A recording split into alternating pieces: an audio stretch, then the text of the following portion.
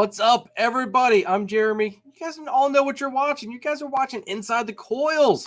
Tonight, we've got someone that has inspired me in the hobby. I've definitely learned a lot from them. And this is their second time on the show. We've got Matt and Caleb from Olympus Reptiles. So it's going to be a great show, guys. I'm super excited to dive into this. Like I said, this is part 2. If you guys missed part 1, go back and rewatch that, because there was a lot of stuff we covered, and we are not going to be covering the same stuff that we covered last time. We're going to be trying to play a little bit of catch up and going over the stuff that we just ran out of time for. I think Matt's phone was like at 2% by the time we ended the last show. It was a close one, but we just didn't have enough time to cover everything. You guys all know how this live goes, sometimes 3 hours, and yeah, poor Matt just didn't have the time to do it. The phone said no. So we're going to bring him and Caleb out, and we're going to go through, say hi to everybody, say thanks to all of our sponsors of this week's episode, and we're going to dive into this.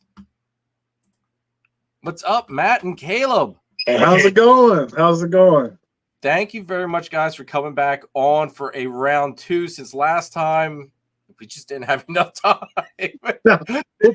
We'll probably work on killing the battery again this time. You think I'd have a charging cord in the bum? I mean, my facility isn't at home; it's right by it. So, and he's an iPhone guy, so we don't have the same cords. Supposedly that problem's getting fixed, though. I thought. Yeah, I think rolling into 2024 is the plan of what they're going to do. Are you guys switching to our chargers? Yeah. So iPhone's going to stop sucking and use a normal charger? I think so. That'd be great. Amazing. Think of how bad Apple's going to lose, though, on this one. They can't, overcharge for a stupid different ad. No, it's great for me because my wife's an iPhone user too, right? She works in education. Everything is Apple. And so, one cord in the car, because we don't have the fancy car that just has a charging pad in it, right? I ain't that bougie yet. So it'd be nice. Well, I'm saying.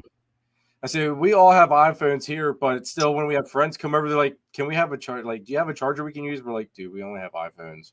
They're like, yeah. Yeah. And there's nothing wrong. My wife will never switch to an Android because she's so used to that iPhone, right?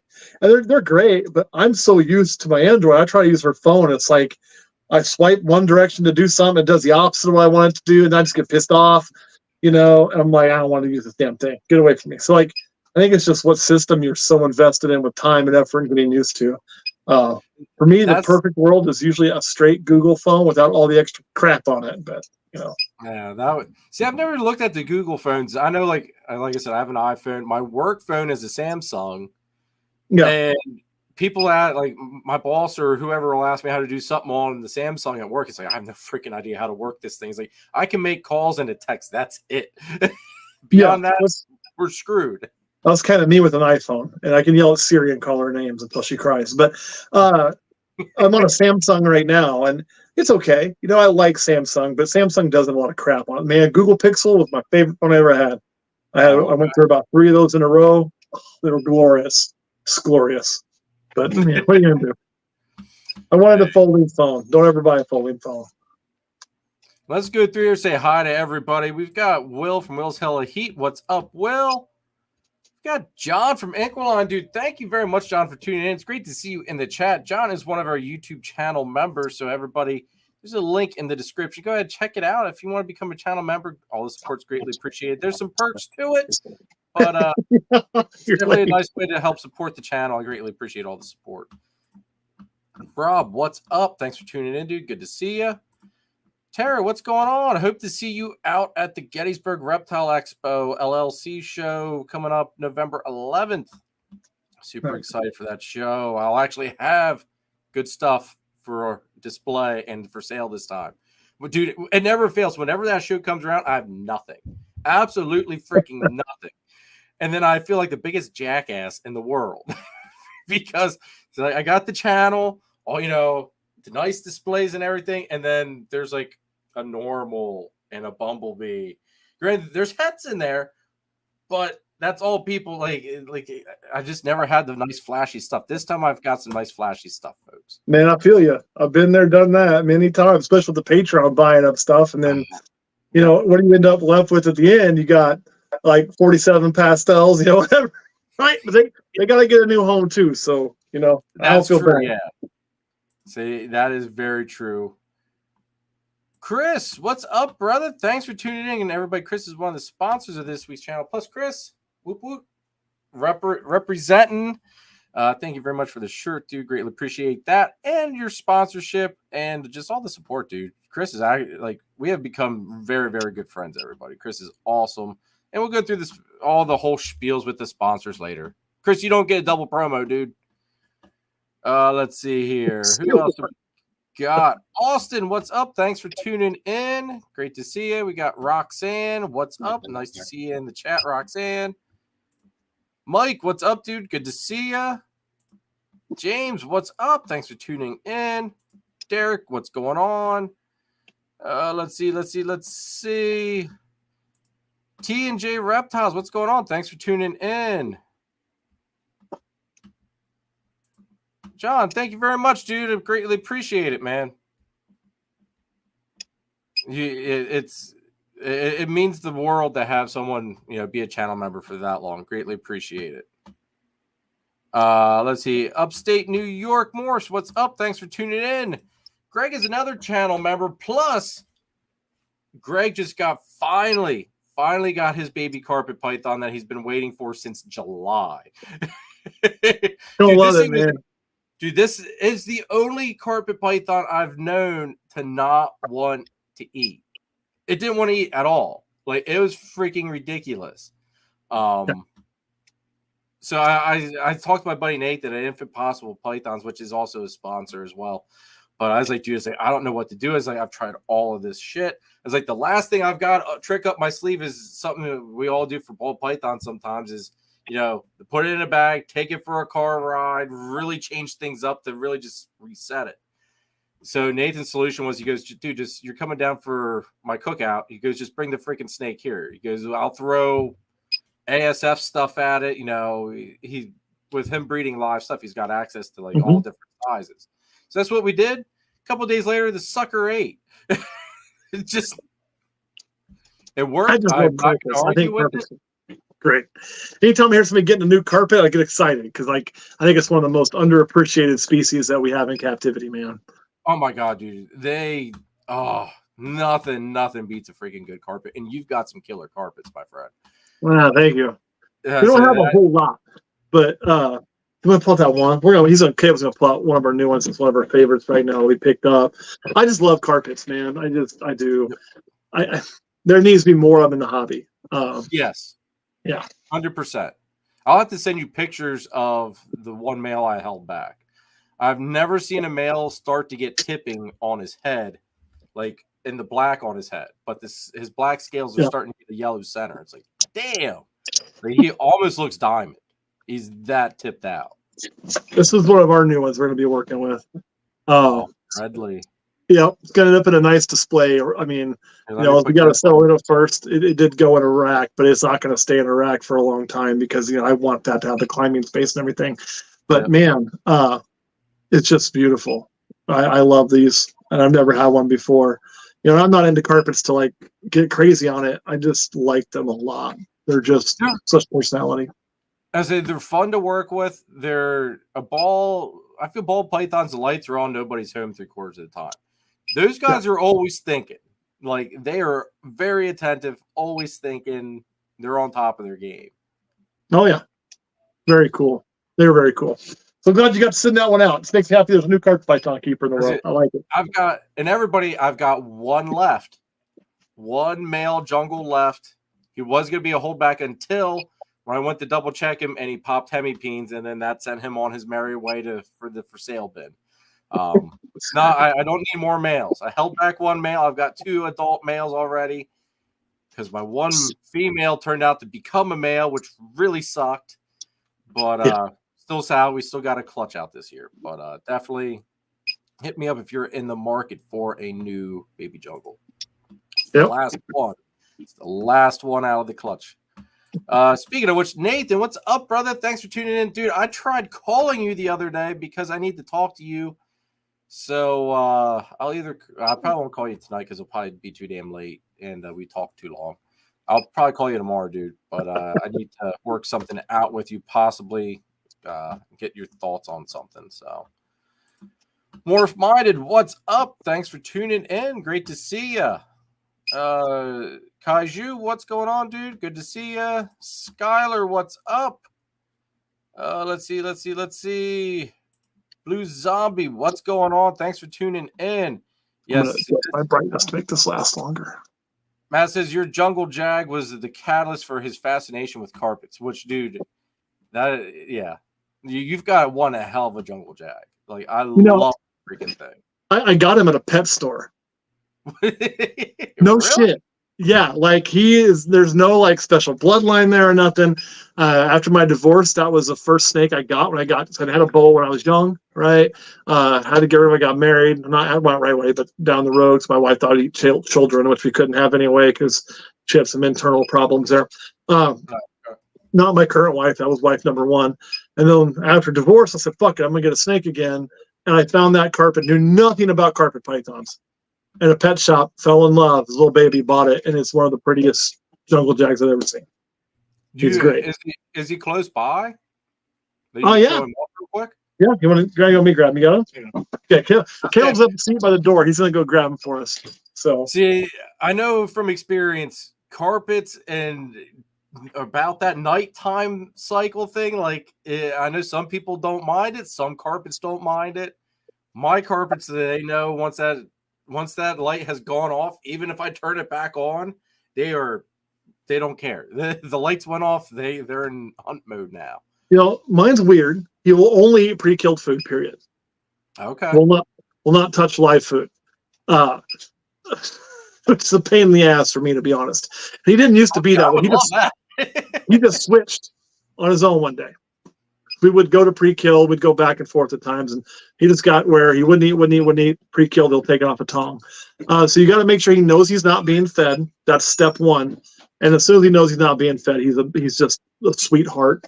Like a lot of carpets, we don't let him get too thick or anything, but that's him there.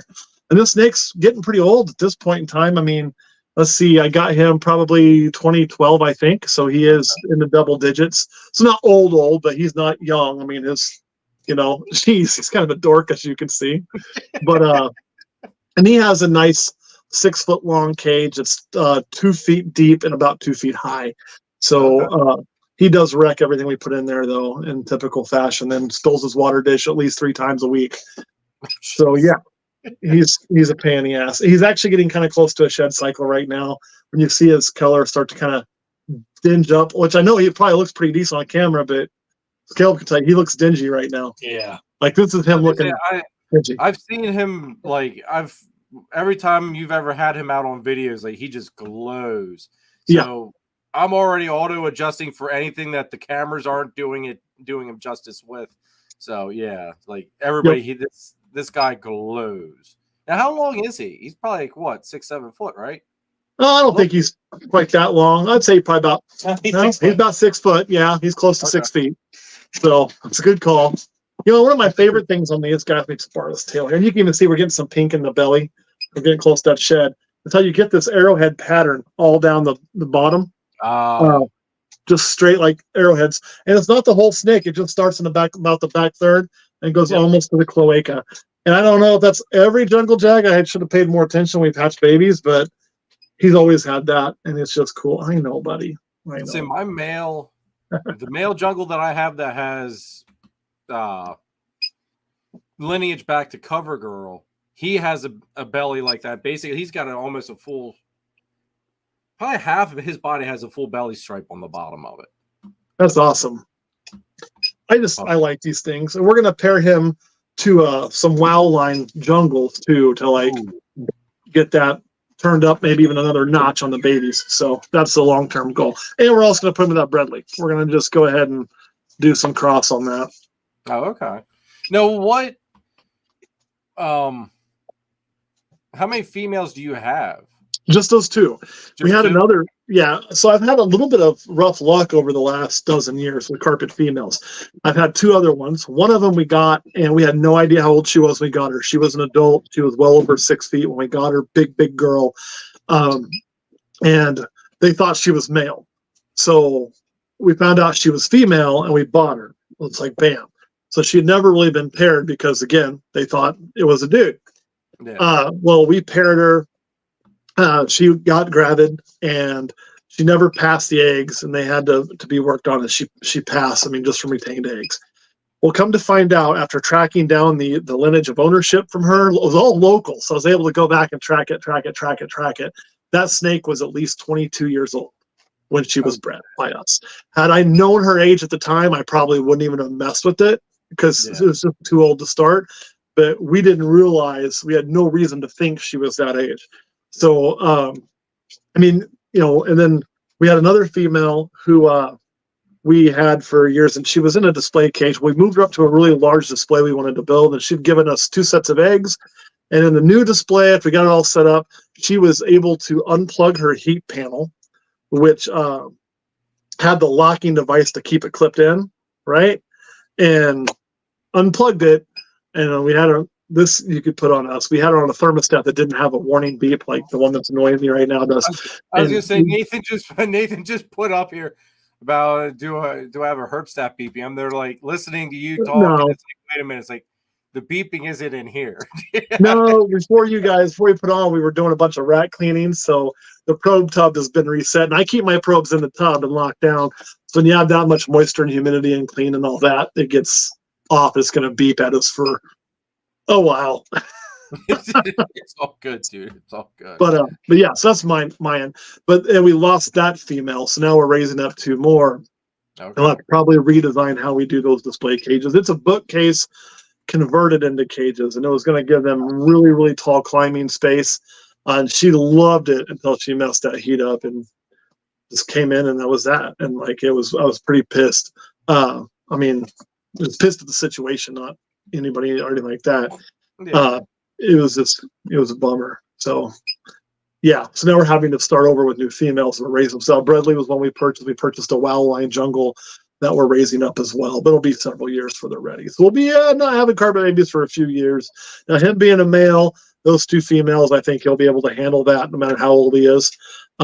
He's also a really good eater. So, we'll probably we won't pair them like we do balls. They'll probably get a couple weeks in, a couple weeks off, and a couple weeks the other one and rotate that way. So, because again, it's not something I'm too worried about.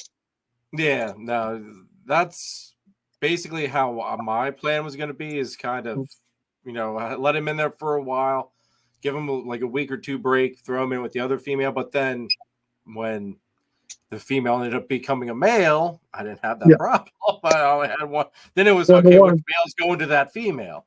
Yeah, and we keep some things 1-to-1. Like, my ball pythons, we don't do 1-to-1. It's about a 3-to-1. It's about where I like to be. But like our venomous stuff, it's 1-to-1. Like it's 1-to-1. I'm trying to keep the carpets 1-to-1 now at this point. That's kind of, I know a lot of people, they throw the male in there and he stays in there for months. And that's what we did too. We had 1-to-1. We just put them together and said, "See ya," and we're just going to basically do the same thing, but split time between 2 girls that way. And I don't want to overwork him, But if we have a clutch, great. If we have 2 clutches, awesome. If it looks like it ain't working, we'll just leave him with 1. Or if it looks like he's getting too worn out, we'll just stop. Because the carpets are kind of like, for me, I always want to have a little bit of a side thing going on. This year we did blood pythons, right? So we got some blood pythons hanging out for the first time. We've done boas now. We've done rattlesnakes for several years. We've done carpet pythons a few years. Mainly, we'll always focus on the ball pythons. But I like to have just something different for the experience and to have out there, just to kind of put a feather in our cap and say, yeah, we figured out, and we were able to successfully work with that species too. So one thing we want to do at some point is Gila monsters, but yeah, we got to actually focus on it. They take a little focus. We have them. We just, half-ass it. See, I think having a little bit of like variety is really nice, because like not everybody wants a ball python, not everybody wants a carpet or a blood. If you've got a little bit of everything, you're going to attract everybody's attention then. Yeah, and at a table, especially, if you got something different, people sometimes, maybe they are looking for a ball python, but even today, where I think we're getting a lot more, at least the shows I've been to recently, a lot more variety than we would have had, say, 2 years ago, right? Yeah. I think we're going to continue in that direction. I think we're going to continue to get more variety, and that's just some market influence. I think that's going to cause that, which is honestly something I've been expecting for as part of the cycle that we're going to go through over about the last several years. Like this is doing exactly what I figured to do. And as we move to that, then we'll eventually move back to, I think, ball pythons. But when they get somebody looking for a ball python, they're so over inundated walking around. Because even if say more variety, a show is still going to be probably 70% ball pythons, right? Oh yeah. If your table has something different on it with that, where you get them to stop and go, oh, what is that? Oh, it's a carpet python. You talk about it. They then take more time to look at your ball pythons as well. Yeah. And I think that carpet python will help you sell your ball pythons. Oh, yeah. I think the blood python will do the same. And as well as selling to people who aren't looking for a ball python. I think it does two things at once. So I like having that variety when I can have it. Well, now because I know you've got red bloods. Have you ever thought about adding a Sumatran? Since I know your love for Exantic like me, because that's that's right up the Exantic alley. It is. Honest to goodness, the bloods, I don't mess with that. That's all Kurt. I that was Kurt's baby on that one. Yeah. Caleb lives right here, so he's with us in all these lives and videos. You'll see him a lot. You don't see Kurt as much because Kurt actually lives about 40 minutes away. If I had to put a pin on it. Construction. Okay. Yeah, it's a fucking construction, man. So he's got a little distance to get here with the place that he moved into 3 or 4 years ago. But the bloods actually stay with him, except for the babies. We have the incubator here, so we did have to transport those. We'll probably put a small incubator there next year to not have to do that, just transport the live babies afterwards, because transporting eggs is never the best idea.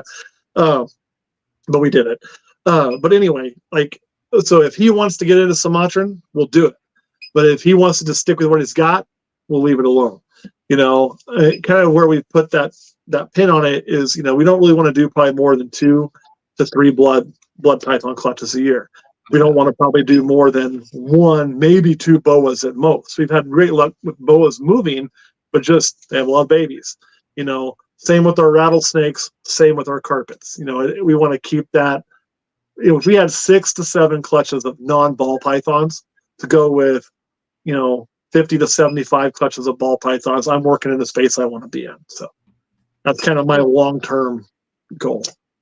Okay. See, I think the carpets, I was really surprised with how fast the carpets moved.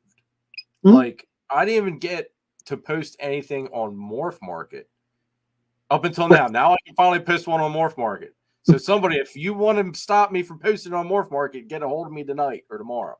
I'm a big believer. The reason they move is because you love them, right? Yeah. It's what you're into.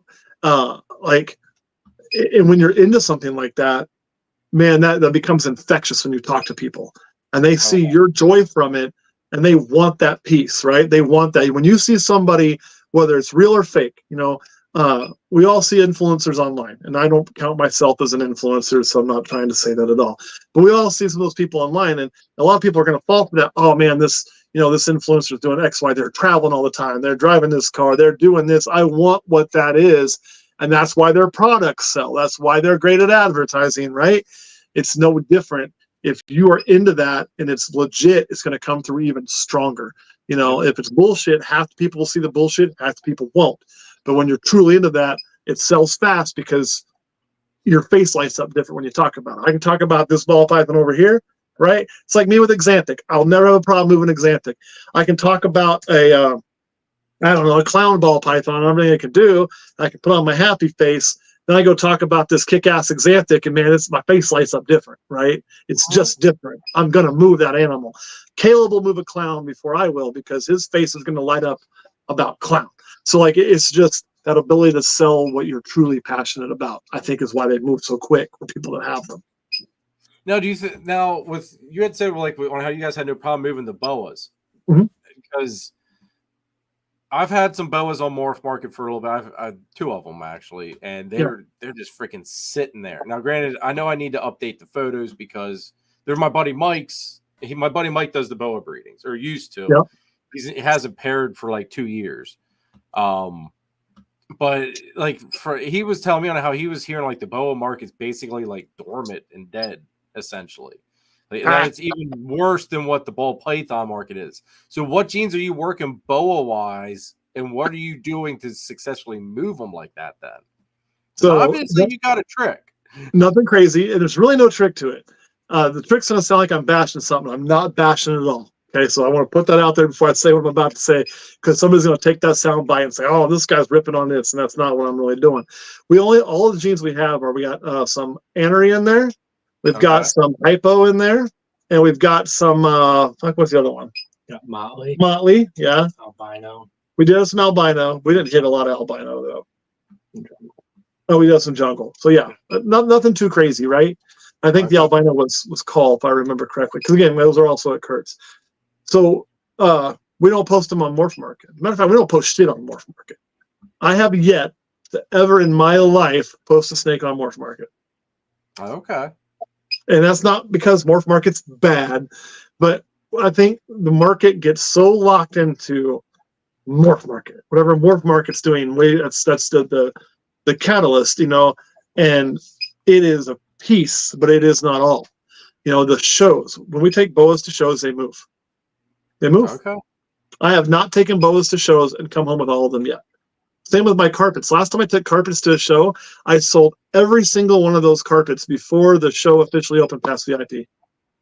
And it was one dude. He came up and said, "I want them all. I want all of them."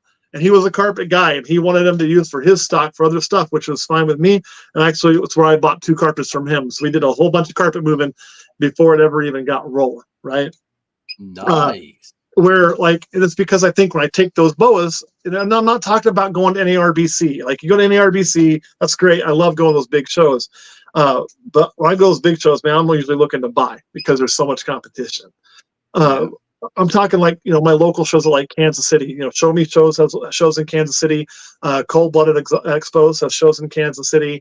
They have shows all over this area. Both those companies do, and they're good shows. 9 times out of 10, they're good shows. I've only been to one that sucked, and it sucked for a reason that was outside of their control. Thanks weather, Mother Nature kind of just bit everything over the table and ass raped it right before the show started. Like, hotels had no power, people there had no power. It was a clusterfuck. So that wasn't on the show promoters. They put on really good shows. And I've never taken boas to those shows that I came home with all my boas. Has not happened. Has not happened. The first show we even vended this year, which is the first show in years. Yeah. The first 2 snakes to sell were a boa and a carpet. Okay. So I think it's getting them shows. I wonder if part of that too isn't just because maybe there's not as much of a selection of those out there. So when people do see them, they jump on them a lot quicker than the ball pythons where you're going to see 100 of the same freaking thing. It's just a matter of, are you going to find that one that speaks to you, or are you going to find the one that's in that price range that you want? In a Morph Market, you're going to sit there and click through 300 of them, right? I did that with Xanthics today.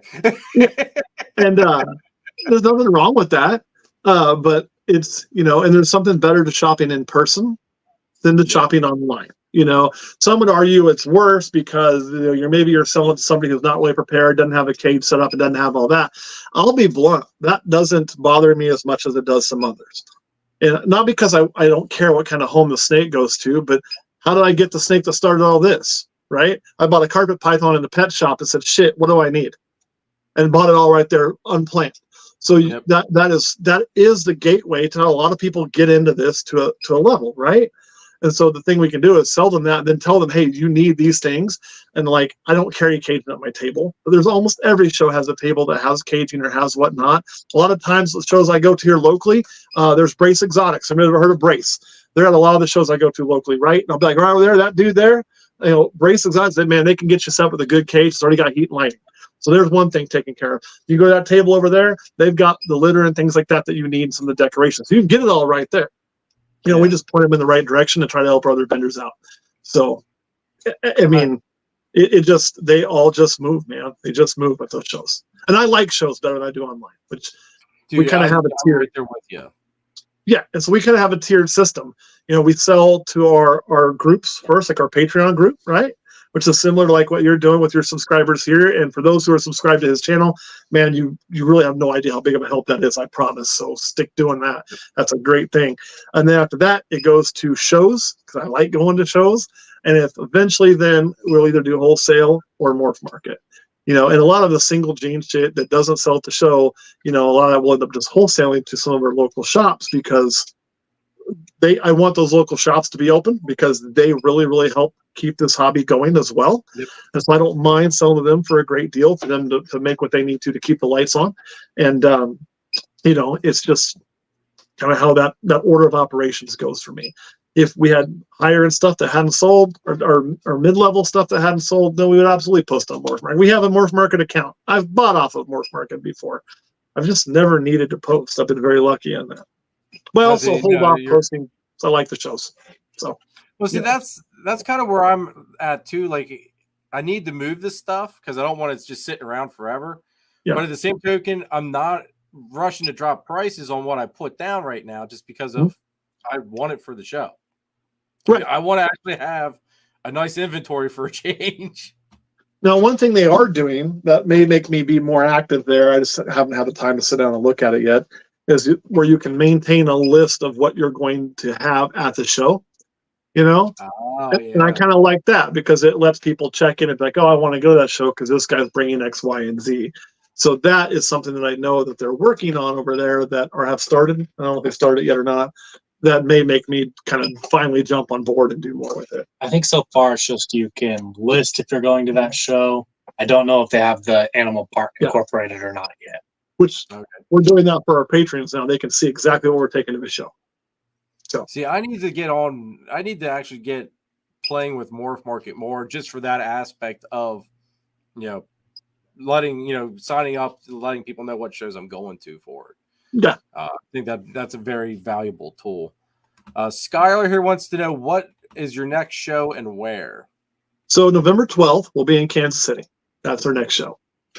Okay. Yeah, as I know it's a little ways out. November 11th. I think 12th is a Saturday, right? Or Sunday. Sunday and the 12th. Yeah. This time of year, it's it's my fault why we're not more active, because we're in the midst of K-State football season. And we're getting ready to start basketball season, and I'm a huge sports nut living right in town, man. We make those games. So I will not vend a show on a Saturday when there's a K-State home game. And I'm not likely going to vend a show on a Saturday when there's a K-State road game either. I'm one of those months. Now, once that's over, balls to the wall, man. Literally. We'll have balls to the wall. We'll have to get rid of them. So, but that one we can work in. I actually have a home game to go to that Saturday, right? Okay. But Kansas City is only about 2 hours for me, so we can make that show. And like we were looking earlier, it's literally a basketball game, football game, reptile show, basketball game. Yeah, I'm going to be dead to the fucking world. Oh, it's going to be killer. Time and scheduling. So it's going to be nuts. It'll be a good time. So it'll be fun. Awesome. Phil, what's up, dude? Thanks for tuning in. Kai, what's going on, bro? All right, let's go ahead and thank the sponsors of this week's episode, because we've got 38 people watching at the moment. Thank you, everybody, for tuning in. Make sure you guys hit that subscribe button if you're new to the channel, please. Let's go ahead and just run these sponsor promos. Everybody, make sure you guys give all these sponsors, check them out. Got a lot of killer stuff. Gettysburg Reptile Expo, LLC is located at the All-Star Event Complex in Gettysburg, Pennsylvania. It's a 45,000 square foot venue with 125 plus vendors and top quality breeders, along with 270 plus tables. If you're looking for a python, boa, colubrid, gecko, lizard, or amphibian, you've come to the right place. Doesn't matter if you're a breeder looking for that missing piece to your project, or a pet owner looking for your next scaly friend, Gettysburg Reptile Expo LLC has you covered. Need an incubator or rack system? They have you covered with sea serpents set up there to meet all your needs. The next show dates are November 11th of 2023, March 23rd, and July 20th of 2024. Show times are from 9 a.m. to 4 p.m. Make sure to check them out on their website, Instagram, and Facebook. Mark your calendars, because this is one show you don't want to miss. So I'll see you at Gettysburg Reptile Expo LLC.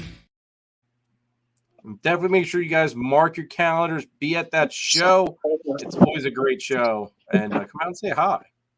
We've also got my brother Danny at DTMG. Are you ready to take it to the next level? Then check out DTMG Pythons. Danny is best known for his awesome clown ball python projects. This year's focus is Confusion, Hurricane, and Disco Inferno clowns. He also specializes in high-end crested gecko morphs such as Exantic, Lily White, and Exantic Lily Whites, along with the Deadpool line of gargoyle geckos. Check out his morph market and Instagram, DTMG Pythons. Just buy it. I will tell you this much, folks. Keep an eye out on Danny's morph market because some of the clown stuff he's hatched out this year is absolutely insane. And we've also got to thank my brother Nathan here at Infinite Possible Pythons. Make sure you check out Nathan at Infinite Possible Pythons. He is your guy to go to if you want to get into the Bang project. On top of it, he's working a bunch of awesome ball python projects. Kahua geckos, Leachianus geckos, crested geckos, some scaleless corn snakes, and he is your one-stop shop for all your branding needs. So check him out.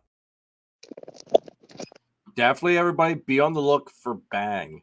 I think that's a big gene that's going to be up and coming. Definitely keep an eye out for it. It does some amazing stuff. And we can't forget John and Christine at Triforce Morphs. Are you ready for a force to be reckoned with? Check out Triforce Morphs. They've been in the game for 10 years. They're working in the Citron Clown Pied project along with Ghost Clowns, Ghost Pieds, the Matter project, and Lace. That's right, folks. Lace. Everybody loves Lace. And to top it off, they're also working with crested geckos as well. So make sure you check out Triforce Morphs. They are a force to be reckoned with.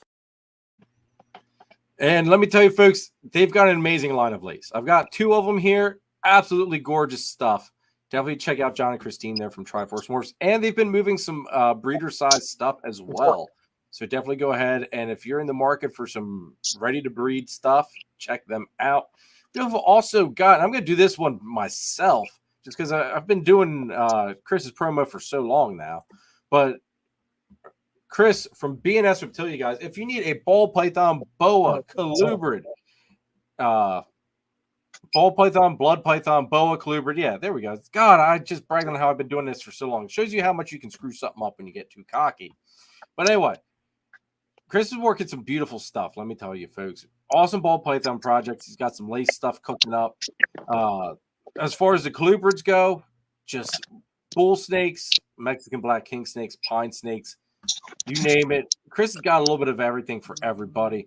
If you're on the eastern side of PA as well, he is a rat breeder. So if you need rats, hit Chris up. And then on top of it, if you want Cocoa to go or the chipper, Chris is Pennsylvania's distributor of what I consider the best cocoa substrate on the market. So definitely hit Chris up. If you're not in PA, he can steer you to a distributor in your area. So definitely go ahead and check Chris out. And also, everybody, don't forget, use code WARFLE10. Gets you 10% off of all of our sponsors when you purchase from them. And then I've also got one more promo here. One more promo, and we're going to keep this running then. Hold on. God, I clicked on the wrong thing. If you want to use the best reptile record-keeping and tracking software on the market today, scan the QR code or click our partnership link in the description down below for a free 30-day trial of Husbandry Pro. I promise you, you will not regret it. All right, folks. Click that affiliate link. Free 30-day trial. Husbandry Pro has saved me so much time. It's changing all the time. Definitely check it out. All right. Matt, are you good? I can't hear you.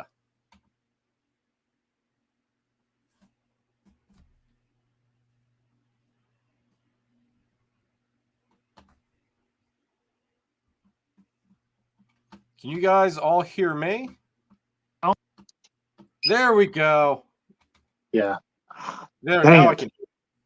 You good? We were losing battery quick, so we were trying to charge it off of a power block for a laptop, but I think I tried to route the sound through something that didn't work. So I was gonna say you got your mouths were moving. I'm like, oh God, don't tell me it's on my end again. Because I was live today earlier hanging out with some people, and it just like my mic kept going in and out. It's just like, oh. no, it's not on your end. We're just chewing through battery way fast. We turned our brightness down, and shut off every app running. And so I thought, well, one of our computers that's in here actually has a charger, but it doesn't. It only is because of it's on this. Although, you know what? Talk for a second. I got another idea. Let me look at some. Maybe there's a different block plug-in up here. Because if it's got a power block, you would think it'd have the regular charger too. You would right? think so. Kike, what's going on, dude? Thanks for tuning in. Jolly, what's going on? Thanks for tuning in. Luke, what's up, dude? Good to see you. Kent, what's going on, dude? I don't know if I said hi to you earlier. Skylar, thanks for tuning in. Appreciate it. Let's see, who else didn't I say hi to? Pokes. Go Pokes.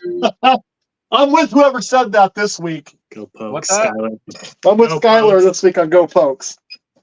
No, I can't find anything else, so let's do what we can. Yeah, I mean, obviously they kicked our ass 2 weeks ago, but they beat KU this week, so I'm all about the Pokes this week. Lauren, what's up? Thanks for tuning in. Let's see. Did I get caught up?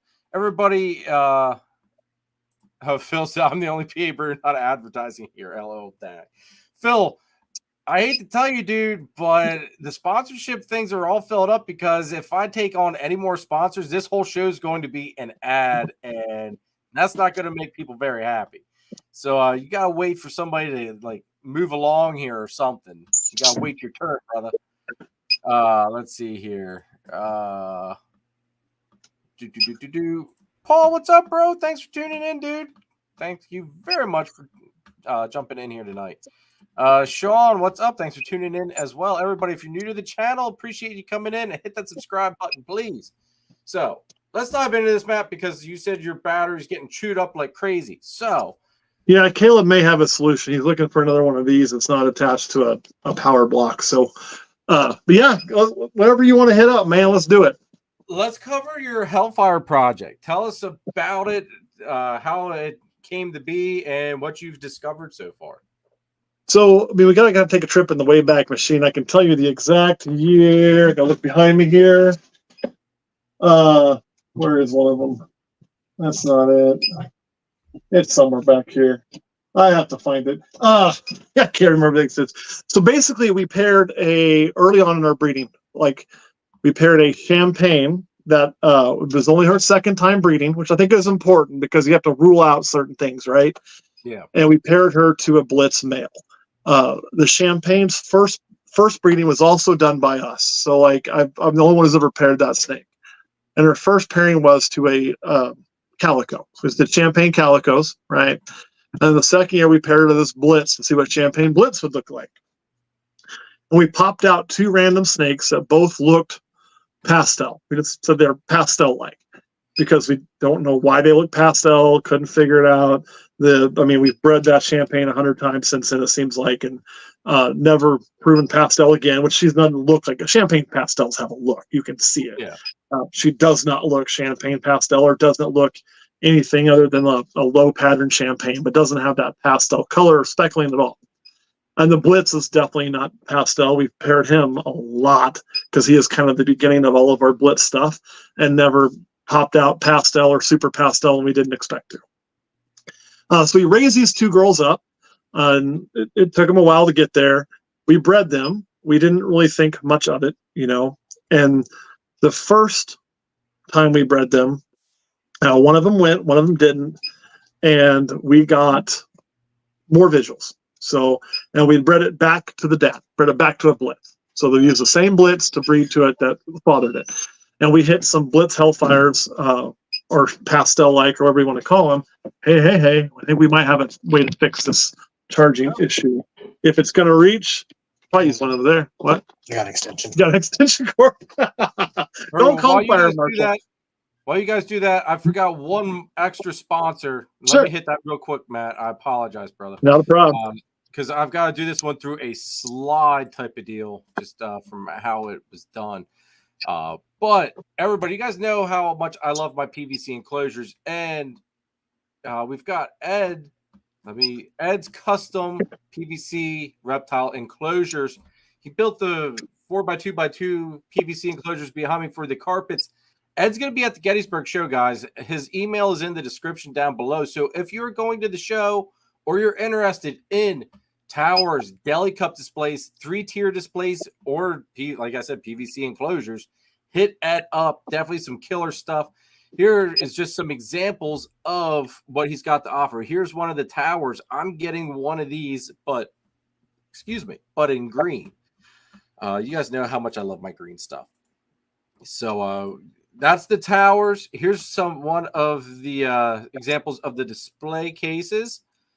Definitely, like I said, they're very, very nice acrylic display cases.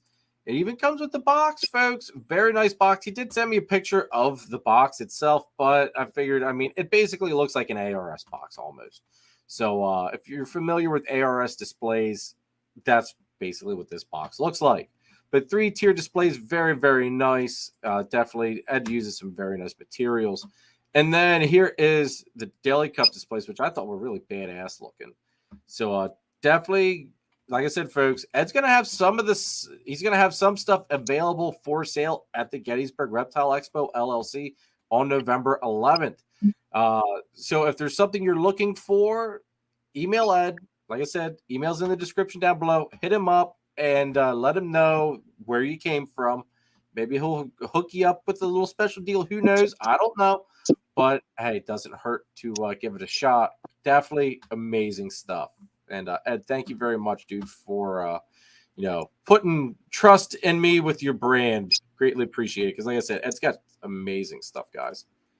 All right, now back to back to Hellfire. My apologies, Matt.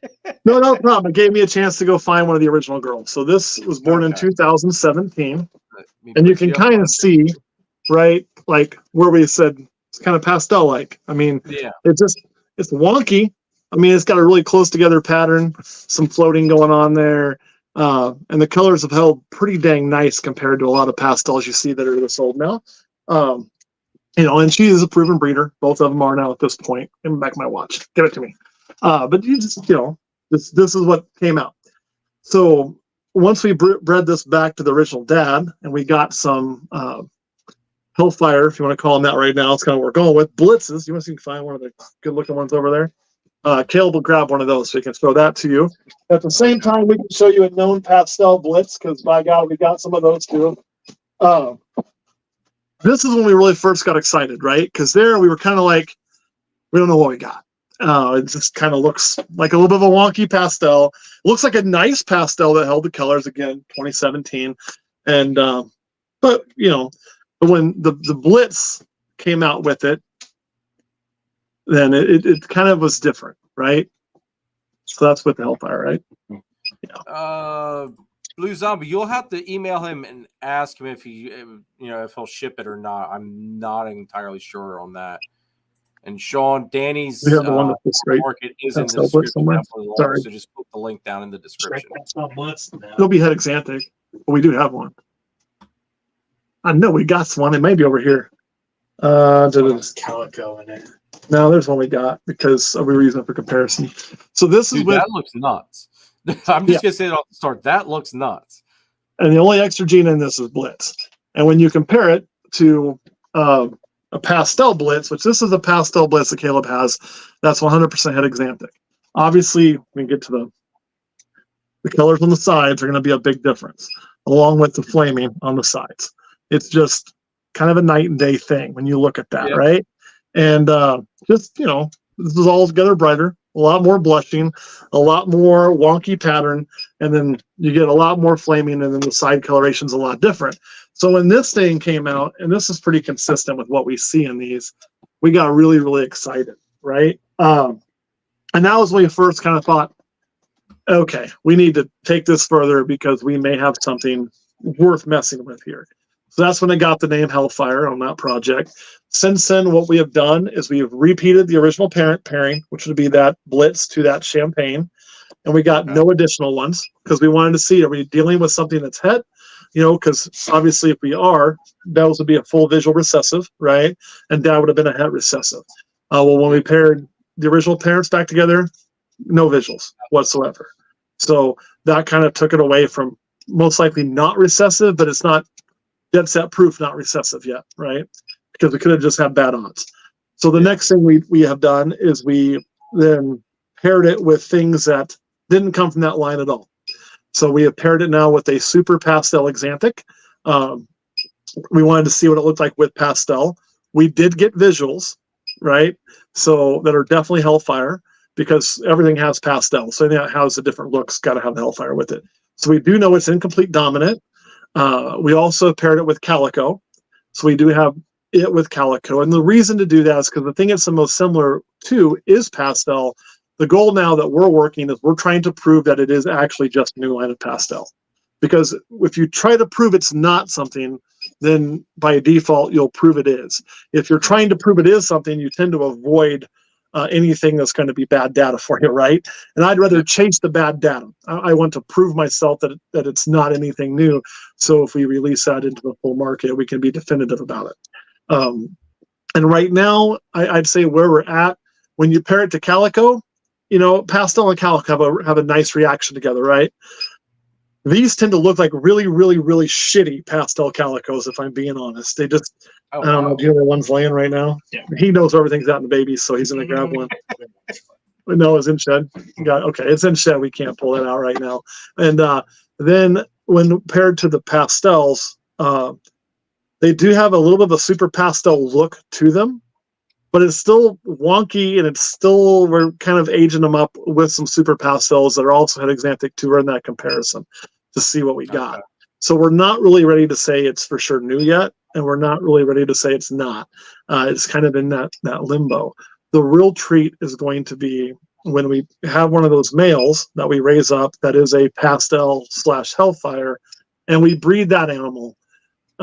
If it passes the single gene across the line, right? Everything gets it. Then we know that at best we'd have an allelic thing, and we're not even going to try to make that sound different. It would just be our own line of pastel and be done with it. There's too many new names and too many things that are claimed to be new that are just total horse shit and confusing to new people. We're not going to contribute to that I think is bad behavior. If we pair that pastel / Hellfire male to something, and we get anything that is not a pastel or Hellfire, then we know it's not pastel, right? Because the double gene one, if it's a new line of pastel, then it's a super and it has to pass on. So that is the next step that should give us a definitive answer of what we're doing. The next thing is, if we make that pairing and we get a quote unquote normal or whatever it is we paired to it out the pastel, then how easy is it to identify the pastel versus the Hellfire in the same clutch? Because then you're taking out all of the line breeding issues. You know, what else is in that snake that just makes them possibly look a little different? Because there's the whole genetic code, right? We're just looking for one morph gene. So we've got to eliminate some of that. So that is where we're at to work on that project. One thing that I'll say about the ball python community, and I know I'm going to get myself in trouble today, is I feel like we're all too quick to jump and say, oh my God, this is the latest, newest, greatest thing. You know, here it is. It's new. I know it is. And when you ask how they know, they just know. They just know. Like, you know, it's off of gut feeling, off of one pairing. And I just don't think that's the way we ought to do it. We ought to really put the time in and several generations in, which is a shit ton of work. But that's really what needs to be done before we can stand and say, hey, this is absolutely new. Now, there are exceptions. You know, like when the sunset first broke or the scale was first broke, that's obvious, right? It's so vastly different looking from anything else, you know, that we don't need to do that. But we have 3 things at least that are probably blitz. We have 3 things at least. I mean, I think Mario is the same as one other one is believing. You know, Wookiee and chocolate, I think, are probably the same thing at this point, or is thought to be correct on the chocolate and Wookiee. There's potential. So like there's a lot of these things that are very likely the same thing in just a different line. And because we were so quick to want to make a buck and jump and name it something new and say, look at me, you know, we fucked it all up and we've made it more difficult. Personal opinion on that. But well, no, so I'm trying really hard not to do that. You're right, because I mean, Blitz Trick Hurricane, Acid Confusion, Static.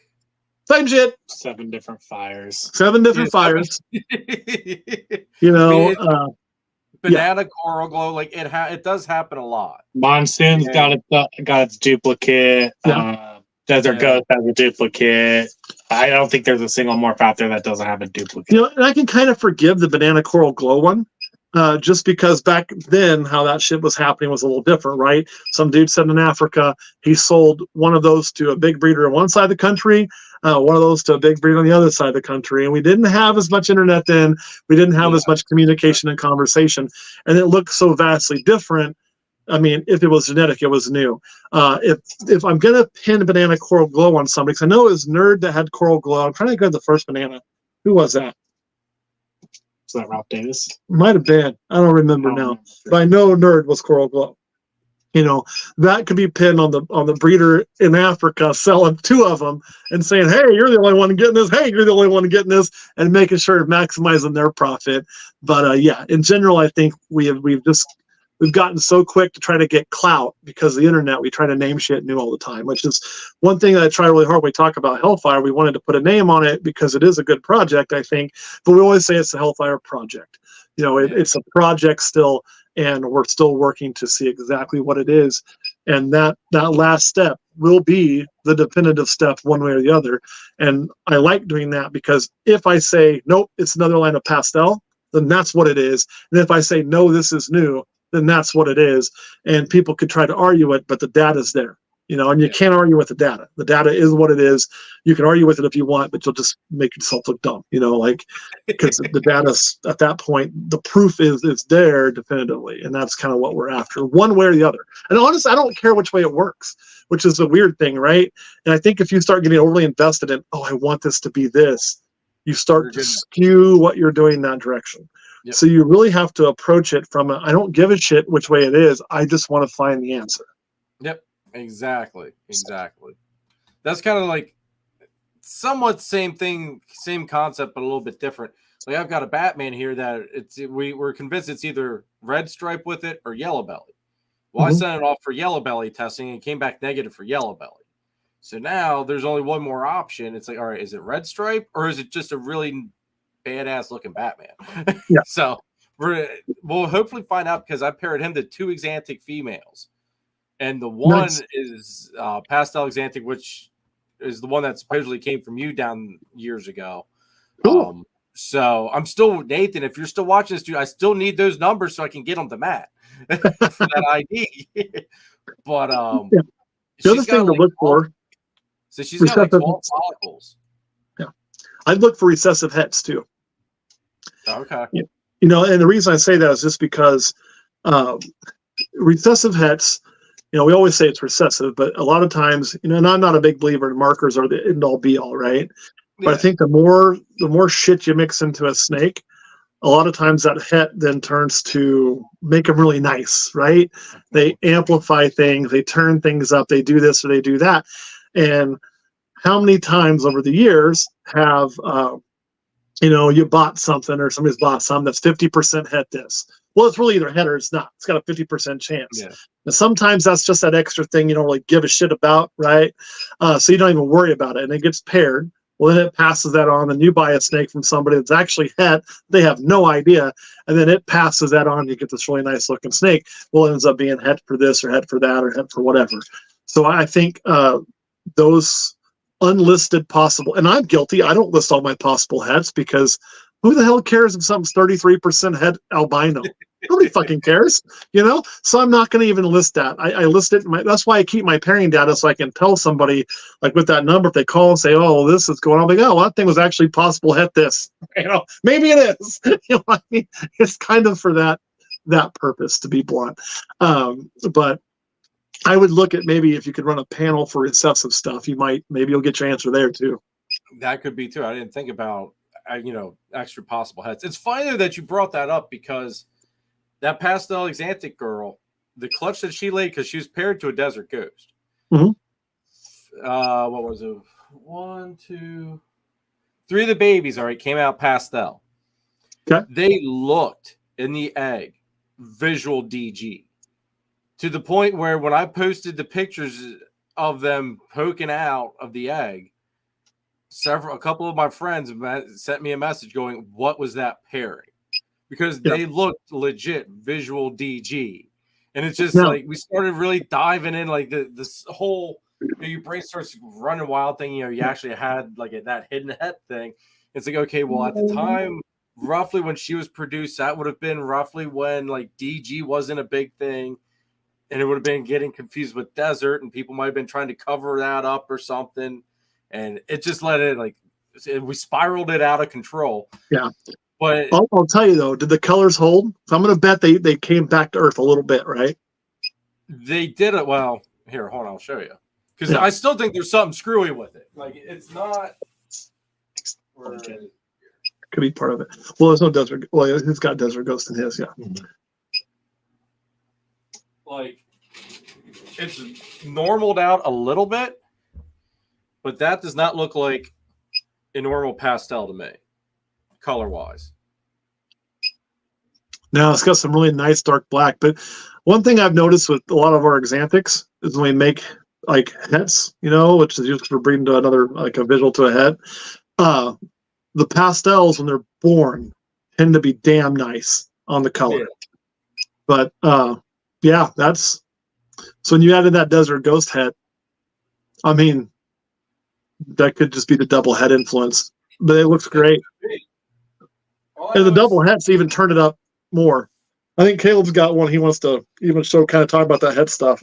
Yeah, especially on Desert Ghost. This is something we have as we hatched out. It's 100% Desert Ghost. As we're finding out more and more about that polygenic stuff, we're finding out that sometimes you're hatching out homozygous Desert Ghosts that don't really look homozygous, and sometimes you're hatching out heterozygous Desert Ghosts that are looking like they would be a homozygous Desert Ghost because of how the A, B, C, all the way to Z or whatever hits.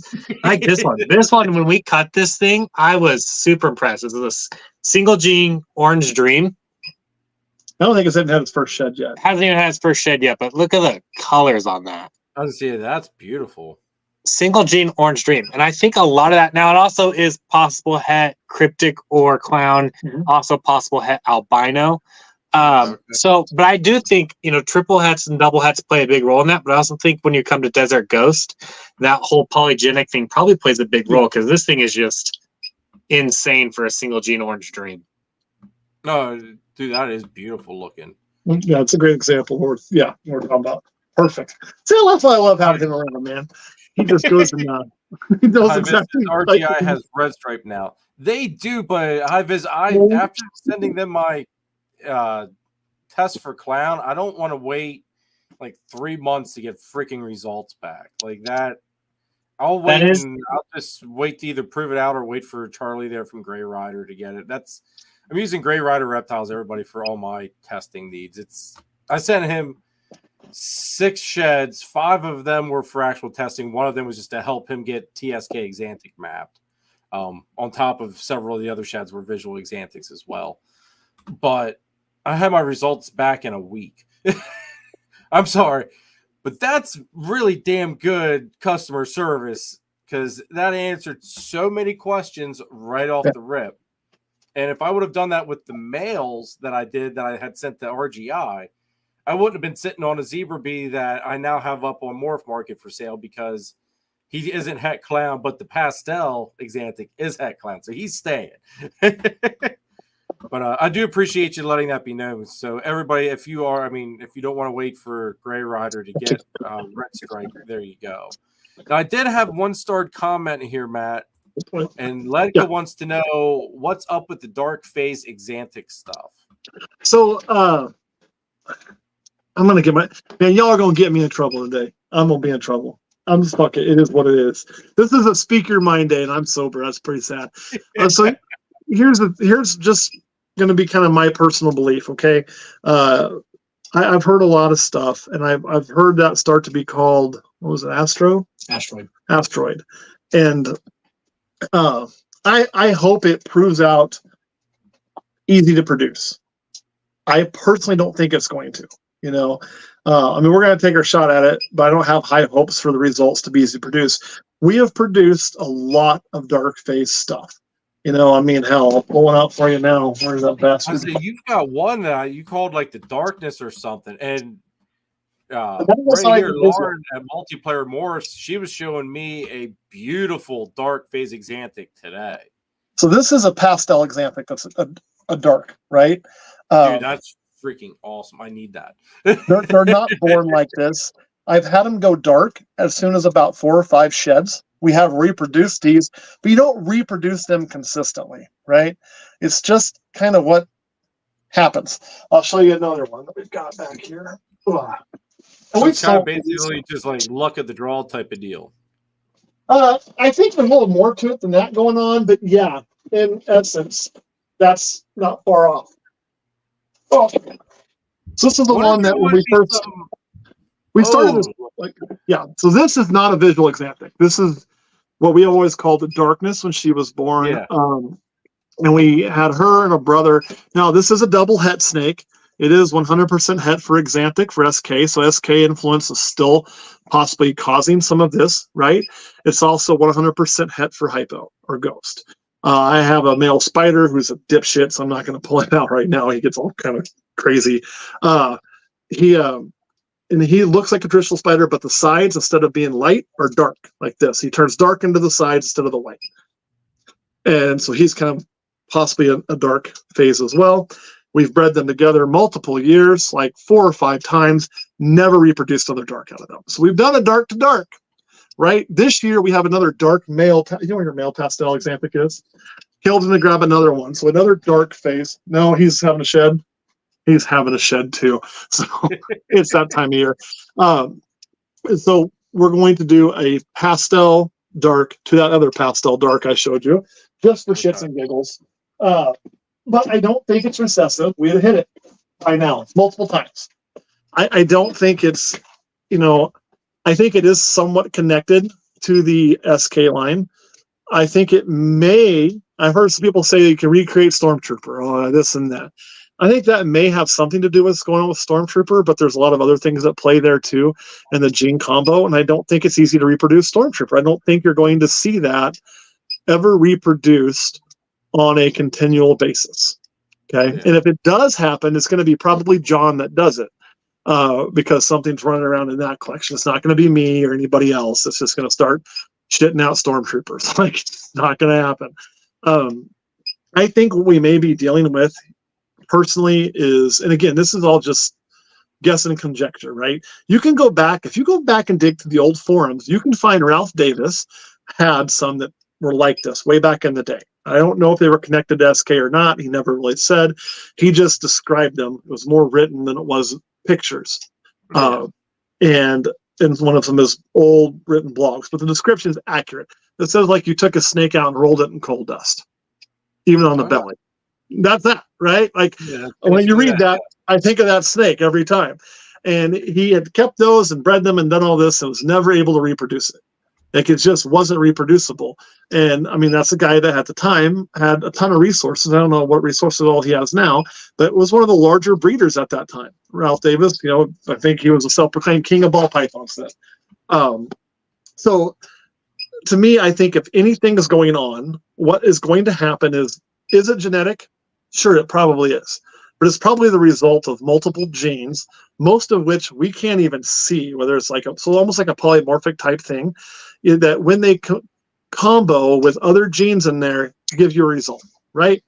Yep. Just like think about how yellow belly, although I don't think it's a lilac in this situation, but like yellow belly and gravel, both by themselves, put them together, what do you get? They have a reaction. Blading clown, have a reaction, not a lilac. Things like that. I think you're seeing the same thing here, but you have to hit this crazy combo. So it is kind of just getting lucky, but I think there is a genetic pattern to it. It's just not a genetic pattern that you're ever going to be able to physically see and reproduce. If we were ever going to get to where we could consistently reproduce those, it would actually probably be through the genetic testing. But that's a ways off, and that's above my head, because they would have to identify what genes are at play by testing multiple ones of these and seeing if they all have the same combo of shit in the genome, figuring that out, and then telling us this is what you need. You have to test snakes at random that don't show anything visually to find ones that have those combos to stick them together to shit these out on a semi-regular basis. That is my guess of what's going on. And that's just because it's been out there for actually a really, really long time. Right? This isn't new. It predates Stormtrooper. It goes back to Ralph Davis. We're going back to the early 2000s, maybe even the 90s. And we're not consistently reproducing it. So the thought that somebody like me is going to come along and figure that out, it's just not, I don't think that's the case. You know what I mean? I'd love to, but I just don't think that's the case. So I think you're if it is reproducible on a regular basis, I think, like you said, it's going to be John that does it. Because yeah, and that's to me, that's it. The dark phase and the stormtrooper are the same thing. You know, and for a while I kind of was hoping that what we had in the stormtrooper was just like an IMG and a boa. You know, because that's kind of what happened. The stormtrooper wasn't born looking the way it looks. It was born looking like a super ass clean Firefly Exanthic that was brighter than shit. That's how it was born. Looked amazing. I actually liked it better at birth than I do now. Now it's kind of, you know, for me.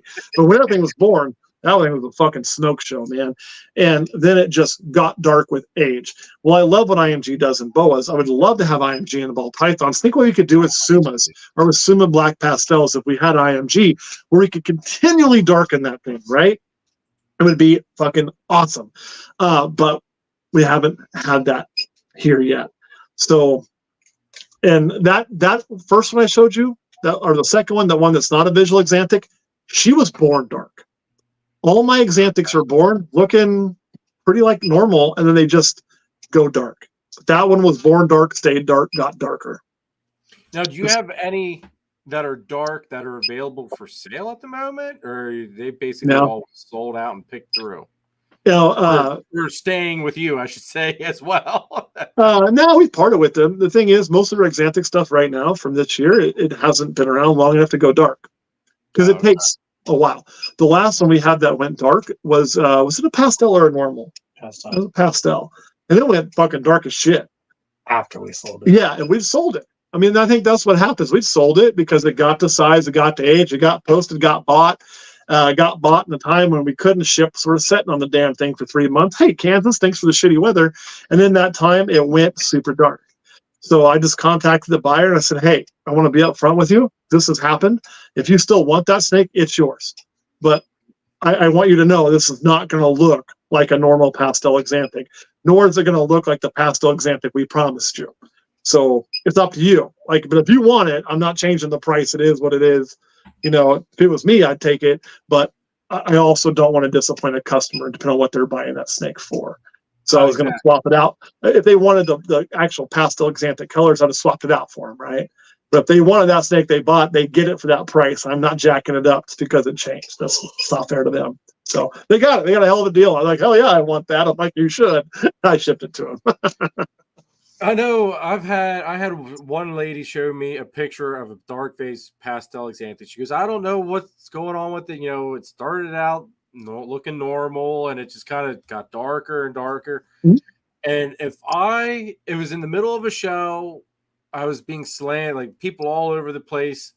And I was trying to, you know, pay attention to her and everybody else at the table. Yeah. And if I would have been on my game, because she was eyeing up something, I forget what I had on my table, but she's eyeing it up. If I would have been on my game, I would be like, you want that snake? All right, you take that. You bring me that dark thing that you're kind of not really too fond, that you're acting like you don't know what the hell's going on.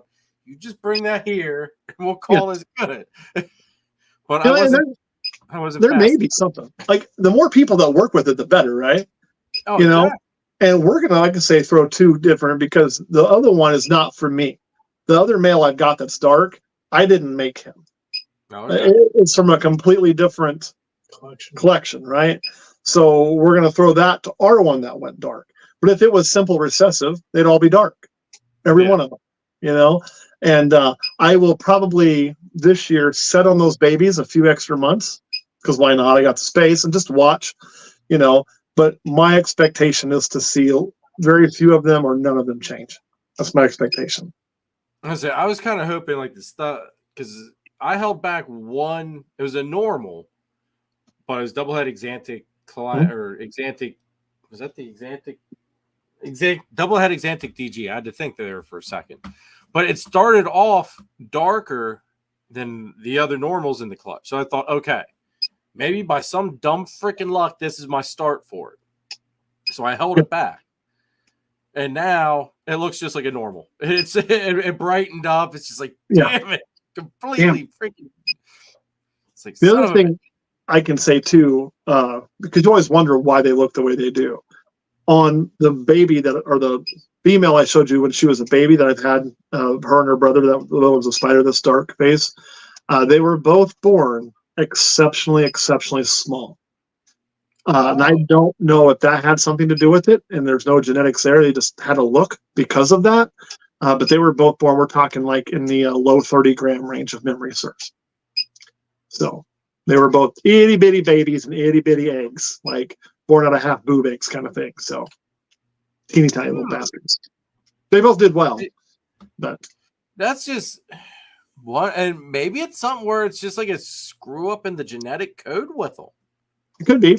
I mean, dude, look at people. Like when we're talking about reptiles, we're always looking for these morph genetics, these things like that. But there are people who have melanin delete because of a genetic. Yep. I don't want to call it a disease because it's really not. It's just their genes. There are people who have parts of their body increase in melanin because of their genes, and it gets that kind of cool patchy look. Why would we expect reptiles would be any different? There's hits and things that we don't necessarily see, and certain morphs are going to be covered up. And there's I mean, that genetic code is so long. Like, to think there's not stuff that's at play that we can't visually see unless it's showing something else. And in the Xanthic's case, you're deleting the yellow, right? That's what we're doing. We're deleting that yellow pigment. If that deletion of the yellow doesn't allow something else, it's a combo of this and this and this to shine through that normally would just be not noticed.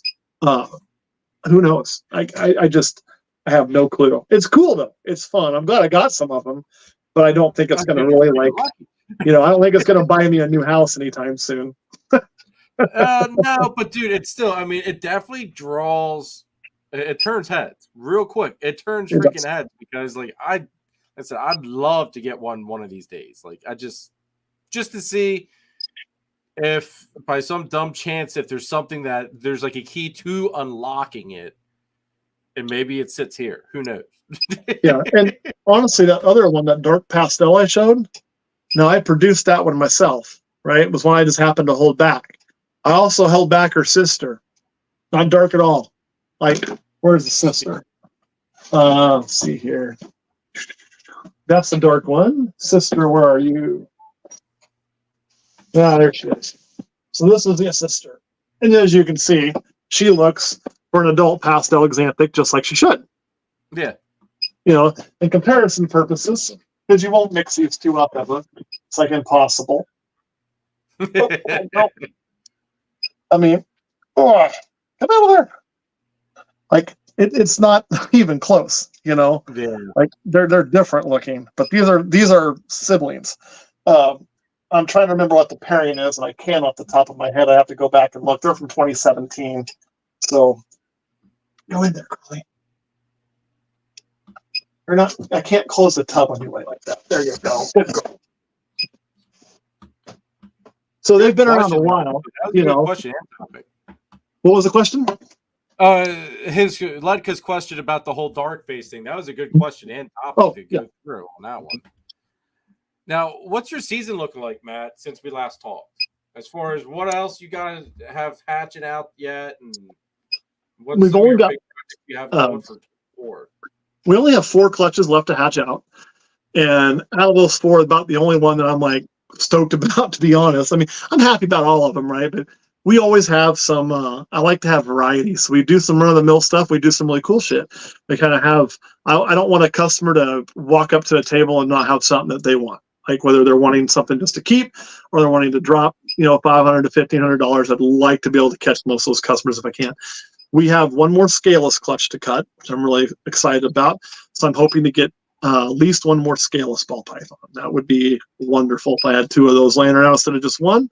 So that's probably the next big one I'm excited for. Think of anything else over there that you're really high up about? No, me neither. No. It's kind of the end of the year, We've hit some cool xanthic stuff.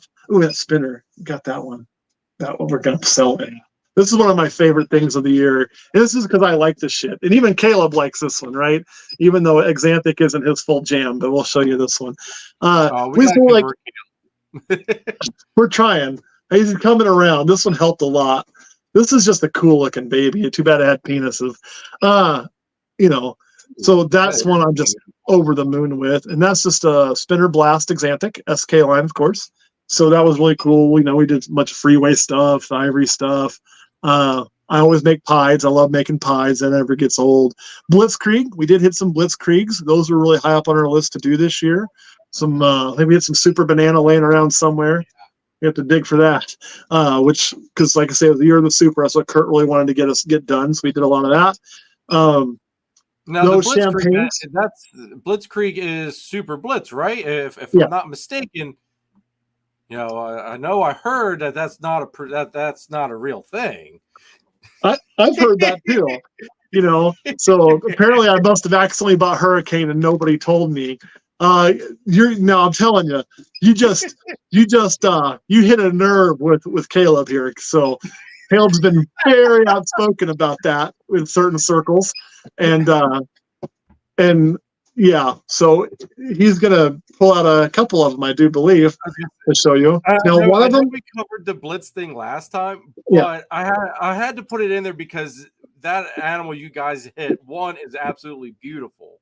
So the first one's got an imperfection, right? We've got two now.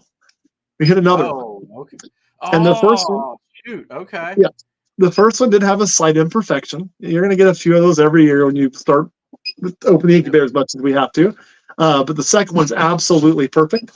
So You cannot tell me. All right, we You meet can- this. You cannot tell me that these two are the exact same, right? They're not, right? So you have regular Blitz, which is still really nice, right? That's that's a very nice Blitz. You Yeah. see what you look for in the Blitz, and you can see it in the belly too. They get a really nice checkered pattern on the belly, yada yada. Pretty snake. Then you get this thing, which is just out of this world. I can get this one to stop moving.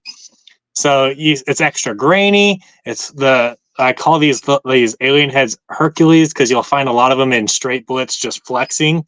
There's not as much flexing because now they're turning into like hearts and all kinds of things like that. And just, you got the onion rings up top.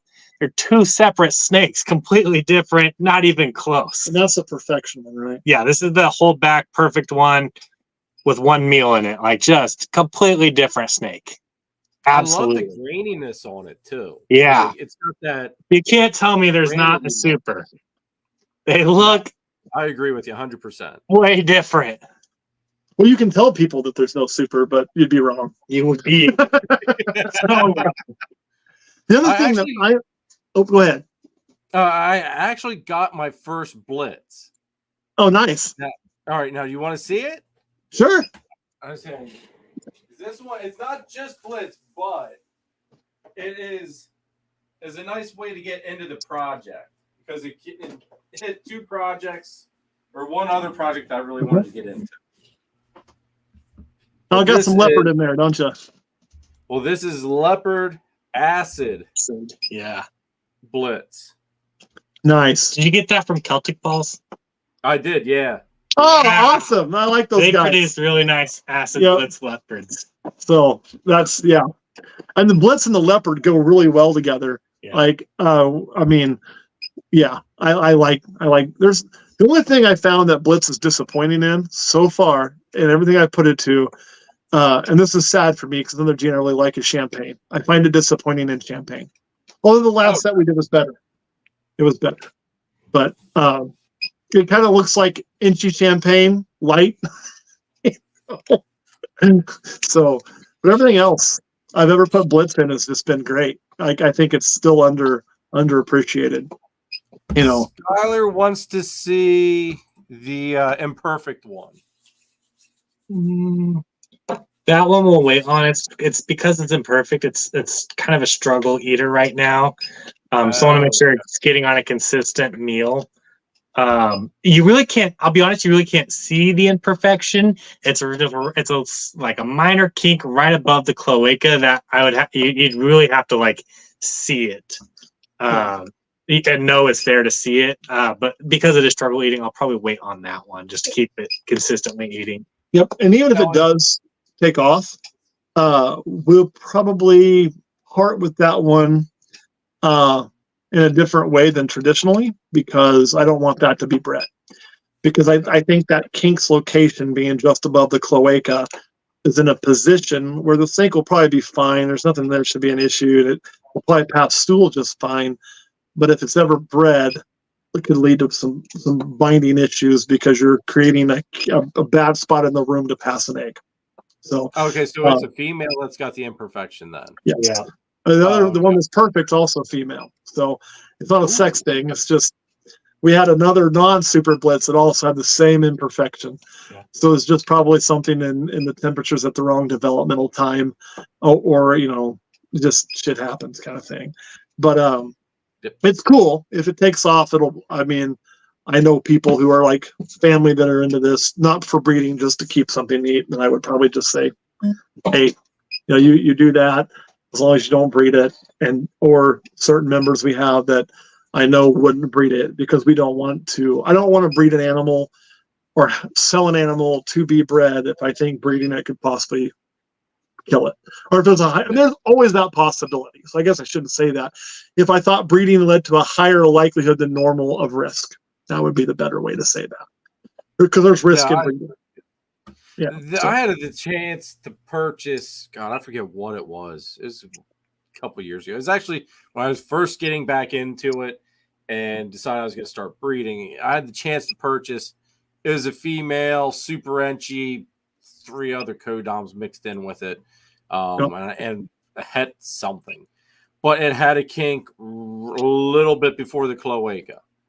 And the guy, and he was like, oh, no, it should be fine. I'm there thinking, it's like, man, I don't think, that's just risk. I'm not, that's not a place I want a dip in the spine to be. It's like, that just does not seem like a good idea. So I left it go. The guy's like, oh, fine. If you don't want it, I'll hold on to it, and I'll breed it. You do you.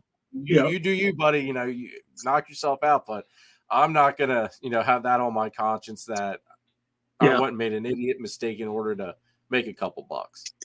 And we all have a tolerance. I think when you work with animals, you have to. You can't work with animals at a certain level without having a tolerance for risking your animals. Because if you think you're breeding your animals and not risking them, you're lying to yourself, right? I mean, let's be honest, and this is going to sound really terrible, so pardon me for anybody, but think through what I'm about to say for those who are in the comments here. If you breed your wife, and I mean by breeding your wife or girlfriend or whatever, I'm not talking about just for fun, I'm talking to reproduce. You're putting your wife at risk. Childbirth has risk, period. End of discussion. Women die from it every year. Animals die from it every year. Snakes die from egg binding every year. Other issues that come on with pregnancy and development. It is a big job for that body to do. It has risk involved. And even in the world of humans where we have, NICUs and ICUs and hospitals and midwives and water bursts and special candles that are scented the right way and whatever the fuck else that anybody wants when they're having a child, right? And it's in this controlled, sterile environment most of the time with a person trained specifically to do just that job. Even when that job goes south, we still have loss, right? Yep. So to expect that in a facility like this that we're never going to have that would be asinine. But so to breed animals, you have to have a certain level of risk acceptance that you're putting those animals at risk. But the goal for a breeder should be that I'm not going to put my animals at any undue risk. Where's that tolerance level at? And, for me, that kink is past my tolerance level. Same with certain genetics that are past my tolerance. Everybody wants to bag on the spider, but I have spiders that all my spiders, as a matter of fact, live a perfectly normal life. We feed live, they strike, they eat, they grow, they do great stuff. I have never had a problem with that gene. Super black pastel, on the other hand, or super cine or cine black pastel or any combo thereof, I have a huge problem with. And I did try it once. And I followed all the incubation recommendations of cooler and this and that and all of that. And I even ran its own separate, completely isolated incubation chamber, in its own incubator. And it still had kinked up balls with the head. We're not going to do that because it's past my risk tolerance.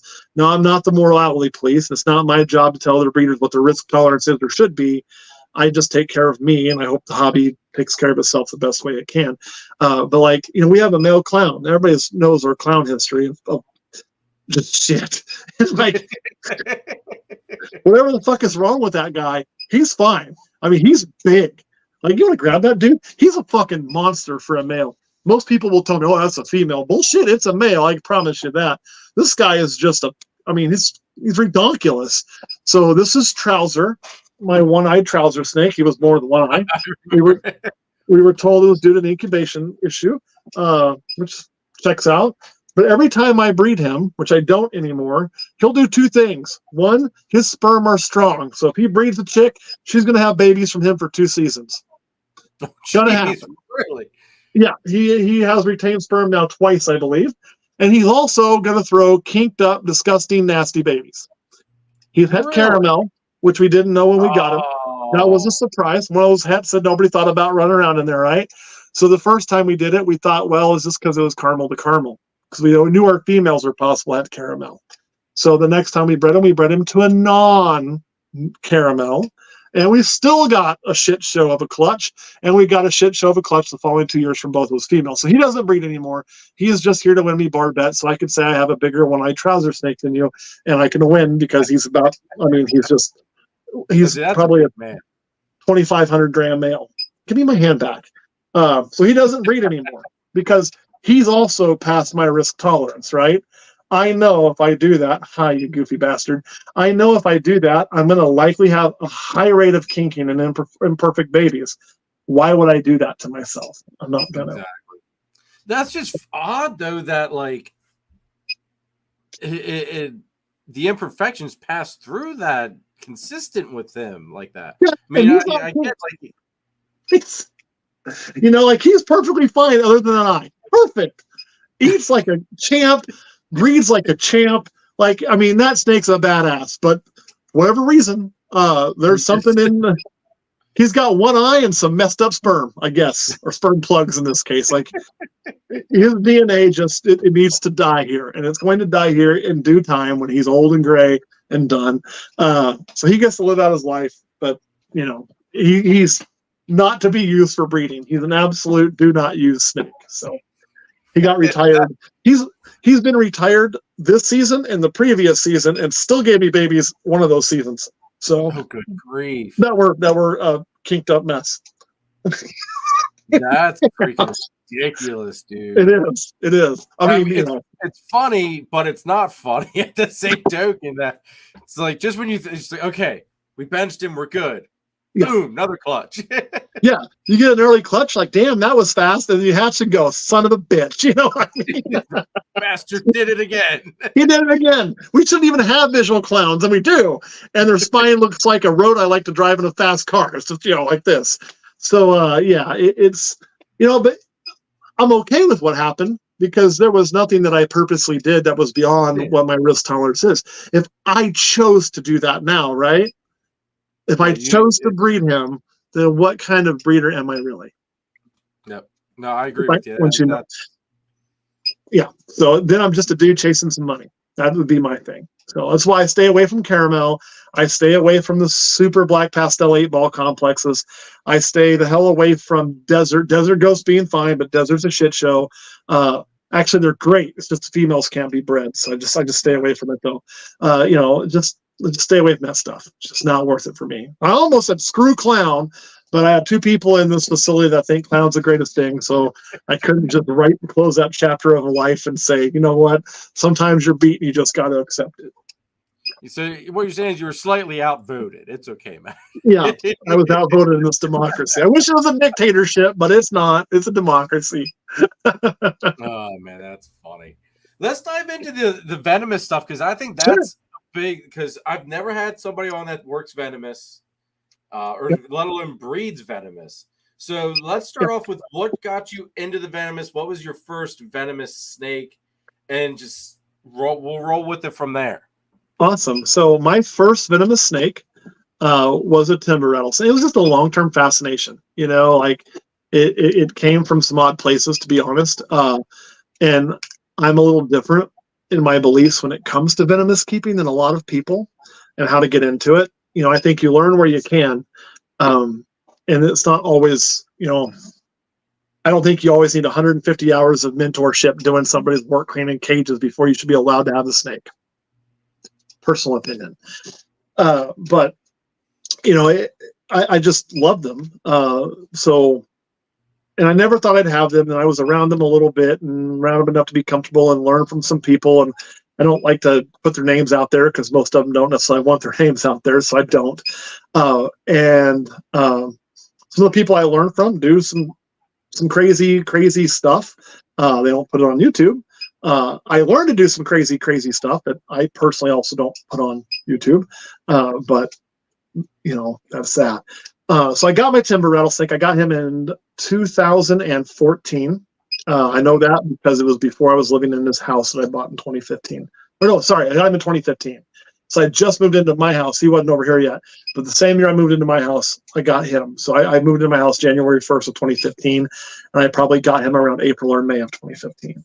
He was wild caught, not in the state of Kansas, out of the state of Oklahoma. It is illegal to take them out of the state of Kansas, so we would never do that. It is legal to take them with permit in the state of Oklahoma, so we could do that and did. It is a male.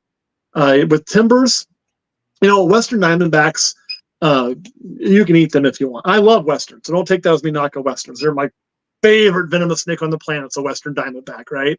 Them and timbers. So they're 1 and 2. Timbers have a soft spot because of the American history and because it was my first venomous snake. Westerns have a soft spot because there's so many genes with them and they're cool as hell, man. But the Westerns are one of the most prolific breeding snakes on the planet. I think they just get into an area, they take it over, they breed really, really well. And once they're there, you cannot push them out. Without doing some things that are bad for the environment. Timbers are not that way. Timber rattlesnakes have smaller broods. They have only about maybe 6 to 12 babies instead of about an average of 8 to 18. So a lot smaller set of babies. And then the wild typically have babies every about 3 years, where Westerns are pretty much yearly, especially the further south you go and the warmer it gets. So timbers have been pushed to the brink of extinction and out of some areas. Kansas, that's why they're protected here. It's because the population ain't as strong as it once was. So when we did take a timber, we made sure it was male. I do not want to take a female out of the wild. The wild needs all the females it can have. The wild could suffer losing a male, so I could keep one. Also, males are bigger. They're the reverse of pythons, right? The rattlesnake world, really? Males are typically bigger than females, and for most of them. So I kept him for a number of years, and I just really enjoyed it, and then I had the chance to get, again, wild caught, some red Western Diamondbacks. And I couldn't pass that up, so I did. I also had a chance to purchase some non-wild caught Westerns, and I bought a collection of them that included purple haze I still have, a bubble gum, some albinos. They're all possible head stuff and all that. And I still have all of them. The only one that we lost out of that collection was a caramel albino, and we never bred her, but she was mom to the purple haze, and she would actually go grab it and throw in fertile slugs every year. And I think that was what led to her demise one year. She was older too, so she was one of their original ones. But all the rest of them are still kicking and still with us. So that's kind of what led to it, how I got most of my venomous stuff. I also have a prairie. The prairie was wild caught by animal removal specialists because it was in somebody's basement in western Kansas. So rather than euthanize, it came to live with me because I didn't have one. And I got 2 Massies that I believe are captive bred. So that's kind of the collection for my rattlesnakes before you get to babies. So we started breeding the 2 reds just because, I forgot. We have one that looks... we have a hypermelanistic as well, straight hypermelanistic that did not come from that collection, came from another spot that is captive bred. And we have what appears to be a hypomelanistic that was wild caught that I personally didn't catch, but I did purchase from a guy who had wild caught it legally in Oklahoma as well. I have a lot of connections down in Oklahoma, so I know a lot of people down there. I grew up on the border. Yeah, well, I grew up on the border of the state, so it's kind of home to me, So with that, we wanted to prove that the reds were genetic because everybody was kind of saying, they're probably just staining that color from living on the red dirt, Oklahoma, et cetera, et cetera. And they're known to pop up in certain den networks there on occasion. Most of those den networks are on private property and are not open to the public. So the people who do go to those dens and look for snakes, you better know you're supposed to be there or maybe get shot by a rancher, which is not fun. So, that wouldn't be fun. No. Yeah. Luckily, I know 2 different people who have 2 different den networks that do that they have the rights to be on. So worked out pretty well for us. Anyway, we bred them, and when they were first born, it was really disappointing because all of them looked normal as shit, you know. So we're like, damn it, we were hoping we had this cool new thing, and it just kind of looked like ass. Fast forward a month, they had shed maybe 2 to 3 times by then, and they just got redder and redder and redder every day, and every single baby turned red, every single one. So it ended up proving genetic. So that's the blood diamond line that you'll hear of. And then we thought, well, hell, that was so much fun that this year we decided to do some more rattlesnake pairing. We did pair those bloods again. Did not get any more this year. She skipped this year for me, which is fine. I mean, it's kind of a side project. We don't like really work it too hard.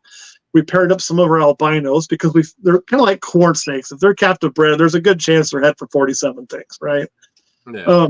And they were. We ended up getting purple hazes, which are hypermelanistic albinos.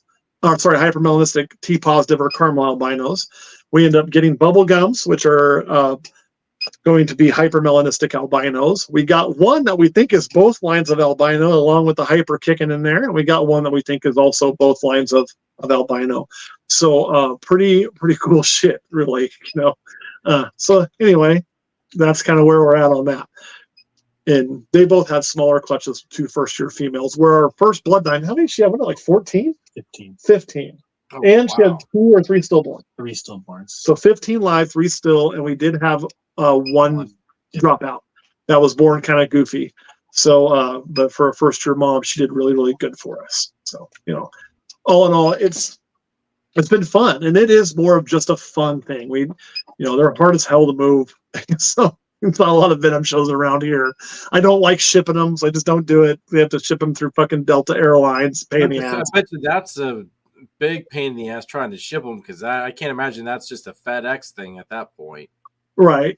So the goal is going to be to have enough of these to either, like, there's a couple we want to go to Arizona and trade for another venomous snake we want. They'll still do that. We just haven't been able to make the trips. I've been busy. And then we'll probably go to some hot shows that are also like non-hot shows, like have both. So we can set up and just take them with us to try to sell them out there. And honest to God, I'm going to probably piss people off when I price them, because we're going to price them just to move them so we can get back in the space and do it again. It's a fun thing for us. But they're so interesting to watch. You need to be here in PA, dude. You need to be PA's here. PA's got a lot of it. There's a lot of shows that it's just, you mark them with the red tape around the top, and there you go. That's it. Like, and PA is probably where we'll take a trip to do that. PA or Texas would be my guess, or both. But yeah, the bloods are badass. I mean, they are just Coke can red, And then when they get close to shedding, they kind of start to look like ass, and then they shed and they look great again. As a matter of fact, you would know some other people that are actually in possession of one of those reds. Yep, I know exactly who you're talking about. Yep, and I think they love it. I heard it's doing really, really good too. Yeah, and I think they love it. I think last I knew they love that thing. So, which makes me really happy. So that was probably the highlight of his year, and the other one got a carpet, which I know that was the highlight of her year. Awesome. So no, they definitely had a good year. Now you've got Gaboon Vipers too, or did you get rid of the Gaboon? You still got we have a Gaboon. Yep. Okay. Do you ever plan on breeding those? Maybe not. It just depends. We might not, Yeah. The Gaboons have always been one of those snakes that just like when I'm at a show and I see one, I just stop and I stare at it. Like, right. I don't know if it's the pattern, the color. Yeah. They're probably one of the most beautiful freaking venomous snakes on the planet, in my opinion. Yeah, they are gorgeous. It is also the head. That head is just so large. Even on a baby, it's just a large head for what it is. And then, if you know what they are, even though you're seeing that little one at the show, you're knowing what it's going to become. And those things, the fangs are just out of this world on. The girth, they are the heaviest venomous snake on the planet. I mean, we all know how long king cobras are, right? What we got to say? We talked about a king cobra, already cobra. What's their special word? Oh no. Kono! Sorry, snaps on that. I think Kono means I can only count to 9 now. I think that's what it means. Anyway, but yeah, they're just so impressive of a snake. They're going to get super large. I love gaboons. Now, I'm not a fan of people's first venomous snake being a gaboon, though. I hear that recommended a lot, and I'm not for that personally. I think that's a bad idea. And why is that? Because I've heard from the limited venomous knowledge that I have. Yeah. I'm gonna guess to say that you're probably gonna go with the fact, like basically there's nothing out of strike range with them. Like they can basically flip back, and they're kind of tricksters. That's part of it. There's 3 pieces to why I don't think gaboons make a good first venomous snake. One is there's no local treatment. So you better know your shit and have access to the shit you need, right? If you get that makes sense. I always tell people the best venomous snake to start with is one that is local to the hospital you're at, which is basically anywhere in the country, whether it's as far north as Minnesota, as far over as California, East Coast, down in Texas. Pretty much everything in the United States, save about one snake, is treated with crowfab. Whether it's cottonmouth, copperheads, or any of your rattlesnakes, pretty much all are treated with crowfab. So I like those for beginner snakes. Not a big fan of a lot of cottonmouths because they're hard as hell to get to feed. But so that's step one. Is the hospital doesn't have to fix you, so you have to know all that. And if it's your first snake and you're more likely to have that issue, which to some extent your first one you are, I also think there's a lull of confidence that can happen down the road that can cause you to be more susceptible. And the number 2 reason is just what you listed. They have a very, very fast strike that's kind of surprising, and they can strike from almost any direction, including behind them. They're kind of like a blood python with fangs, right? They're that big, heavy body snake, and that back of that snake helps to balance that weight and lets them kind of flip over, and they can go from not facing to facing you in a lightning speed. The 3rd reason is because they typically don't do that shit, even though they can. They're very, very docile for the most part. But when you have your first venomous snake is a docile snake, some would say, well, that's a good idea, right? But I always look at that as it's not such a good idea, because that first venomous snake is going to be the one that you're going to base a lot of your learning off of. And if you have something that's easy mode, it tends to put you into bad habits. Yes. So you get a pissy Western Diamondback that's out of the wild, especially because the wild-caught Western's an asshole 9 times out of 10. They just are. My captive bred, there's 2 captive breds in here right now. They're not even rattling. Actually, 3. Well, if you count all the babies, there's way more than I'm going to count. But there are 2 adult and 1 yearling captive bred rattlesnakes in the room we're in. They're so used to Caleb and I being in here, they don't make any fucking noise. They just don't care. My wild-caught. I remember at one point you always used to have rattling going on in the background. Because we had a wild-caught. We had a wild-caught in that room, right? It's going to make fucking noise. It's one of the reds, actually. And she's a bitch. Oh, okay. She's calmed down since she had babies, but she's a bitch. She used to wait till I turned my head, and then she'd bite the glass. Really? All the time. You've had that experience, haven't you? If you forget to close that enclosure and you bend over, she'll bite you in the back of the skull. Like if she thinks she can get away with it. She just that's how she is. But when you have that snake, it keeps you on your toes. It teaches you good habits. Because if you can work with that cranky one, then you can work with about anything, and it gets you away from the, I'm going to, do stupid shit. Like, I'm a fan of those cranky ones for first snakes, but they need to be something that you can treat at your local hospital. That's kind of my feeling. And my first was a timber. He was wild caught. Timbers aren't known to be cranky. They're actually, for a rattlesnake, one of the more docile ones. But being a wild caught, you always kind of had to be on your toes. I think he's only had to go at me maybe 2 or 3 times all the years I've had him, But I always treated him like he was going to kill me because I never wanted to have that experience. And when it really dawned on me as being wild caught, live feeding is the easiest thing to do for them, to be blunt. And I saw him pop a rat one time, and that thing dropped. And I hadn't had him very long. I mean, the first few times it would take a while. But if he's on his game, he'll pop one and it just drops. I mean, like drops. takes 3 steps, falls over, stretches its legs out, twitches, has a convulsion, and is done. Oh, And when you see that happen, and people will tell you, oh, it must have hit the heart or it must have hit the brain. It didn't. Now, it may have hit a vein. It may have hit the bloodstream really quick, but they have enough venom to overload that system so fast that so much bad shit's going to happen in that body to everything, that it can be very, very, very fast. They don't usually do that. They usually just use enough to get the job done. But when you see that, it kind of dawns on you of, oh, that's, that little rat. Yeah, I'm a lot bigger than that little rat, but that's so much strength so quick. Yeah. You know what I mean? From just something that looks so minor, just pop.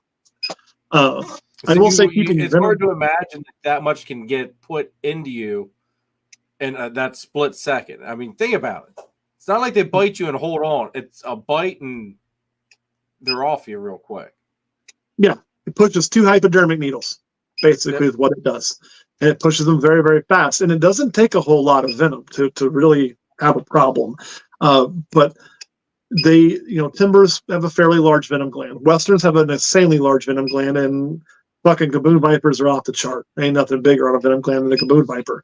But all 3 of those snakes are capable of pushing a large amount of venom.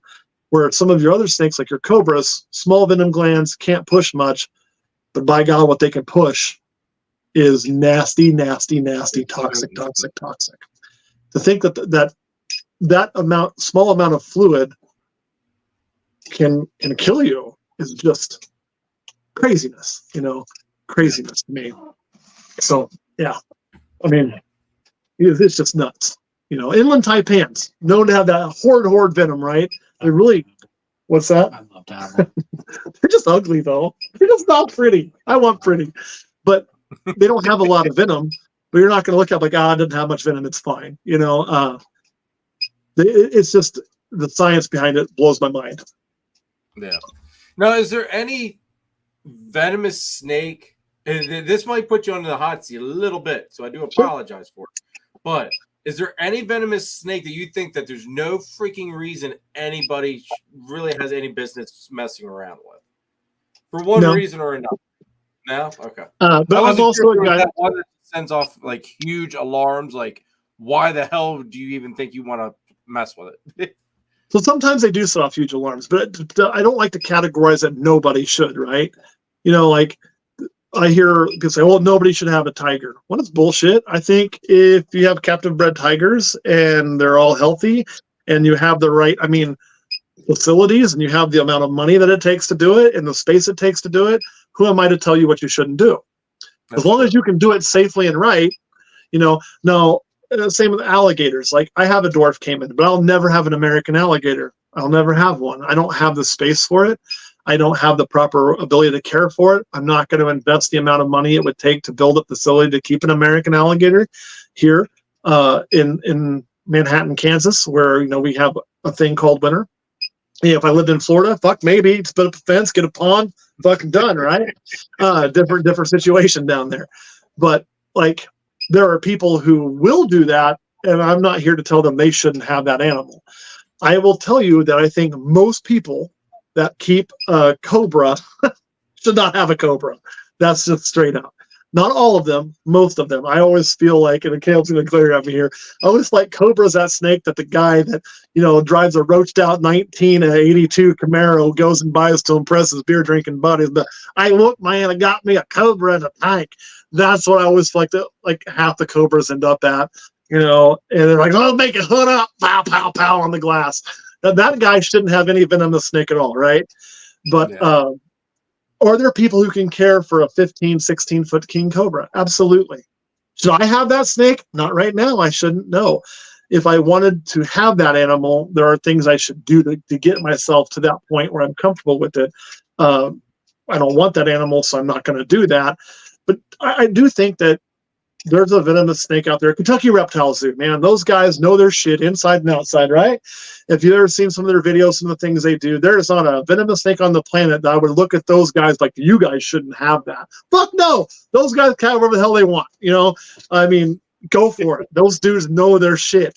The guys up in San Diego, or not San Diego, South Dakota. There we are at the American version of Reptile Gardens. Like, what am I going to tell them they shouldn't have? They know their shit. There are a lot of people that know what they're doing and can have anything because they've gotten to that point. They've got that experience. Are there snakes that set off bells and whistles for me personally that I don't want to have? Yes. I don't like cobras. I don't like elapids. Caleb loves them. Those are my babies. You know, so I'm not going to tell you. But venomous shit scares the hell out of me. Yeah. I'm not going to say. That's just because I know my luck, and yeah, I just know my luck. But cobras are one thing that like they're badass to look at and see people work with. But that's one that definitely no way in hell do I want to. I don't even want to be around it unless there's class between us. God, they bluff. I mean, I've worked with cobras. I could. The one at the shop. Yeah, I think it was fucking one of the world's worst cobras. Horrible. I got stuck with because I inherited the damn thing.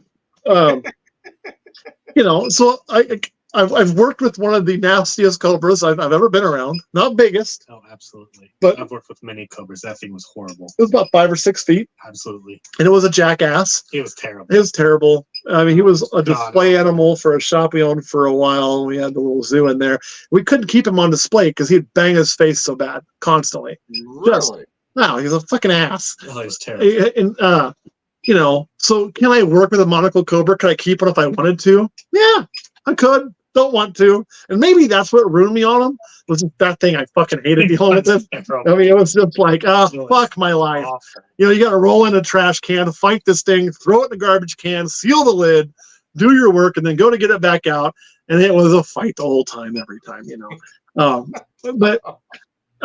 Yeah. So, but Caleb loves them. So I won't say we'll never have an elapid in here. But if we do, rest assured, it's Caleb's snake.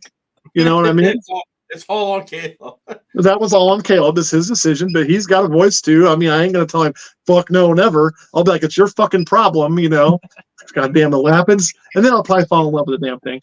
The other one for me is, so pretty much all your cobras. Spitters are one I definitely don't want to have here just because you add a layer, you got to put on face shit and everything else, and they make a mess. The cage is always disgusting because they're spitting shit everywhere.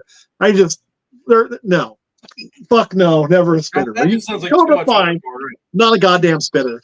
I also think, you know, people can develop allergies to venom.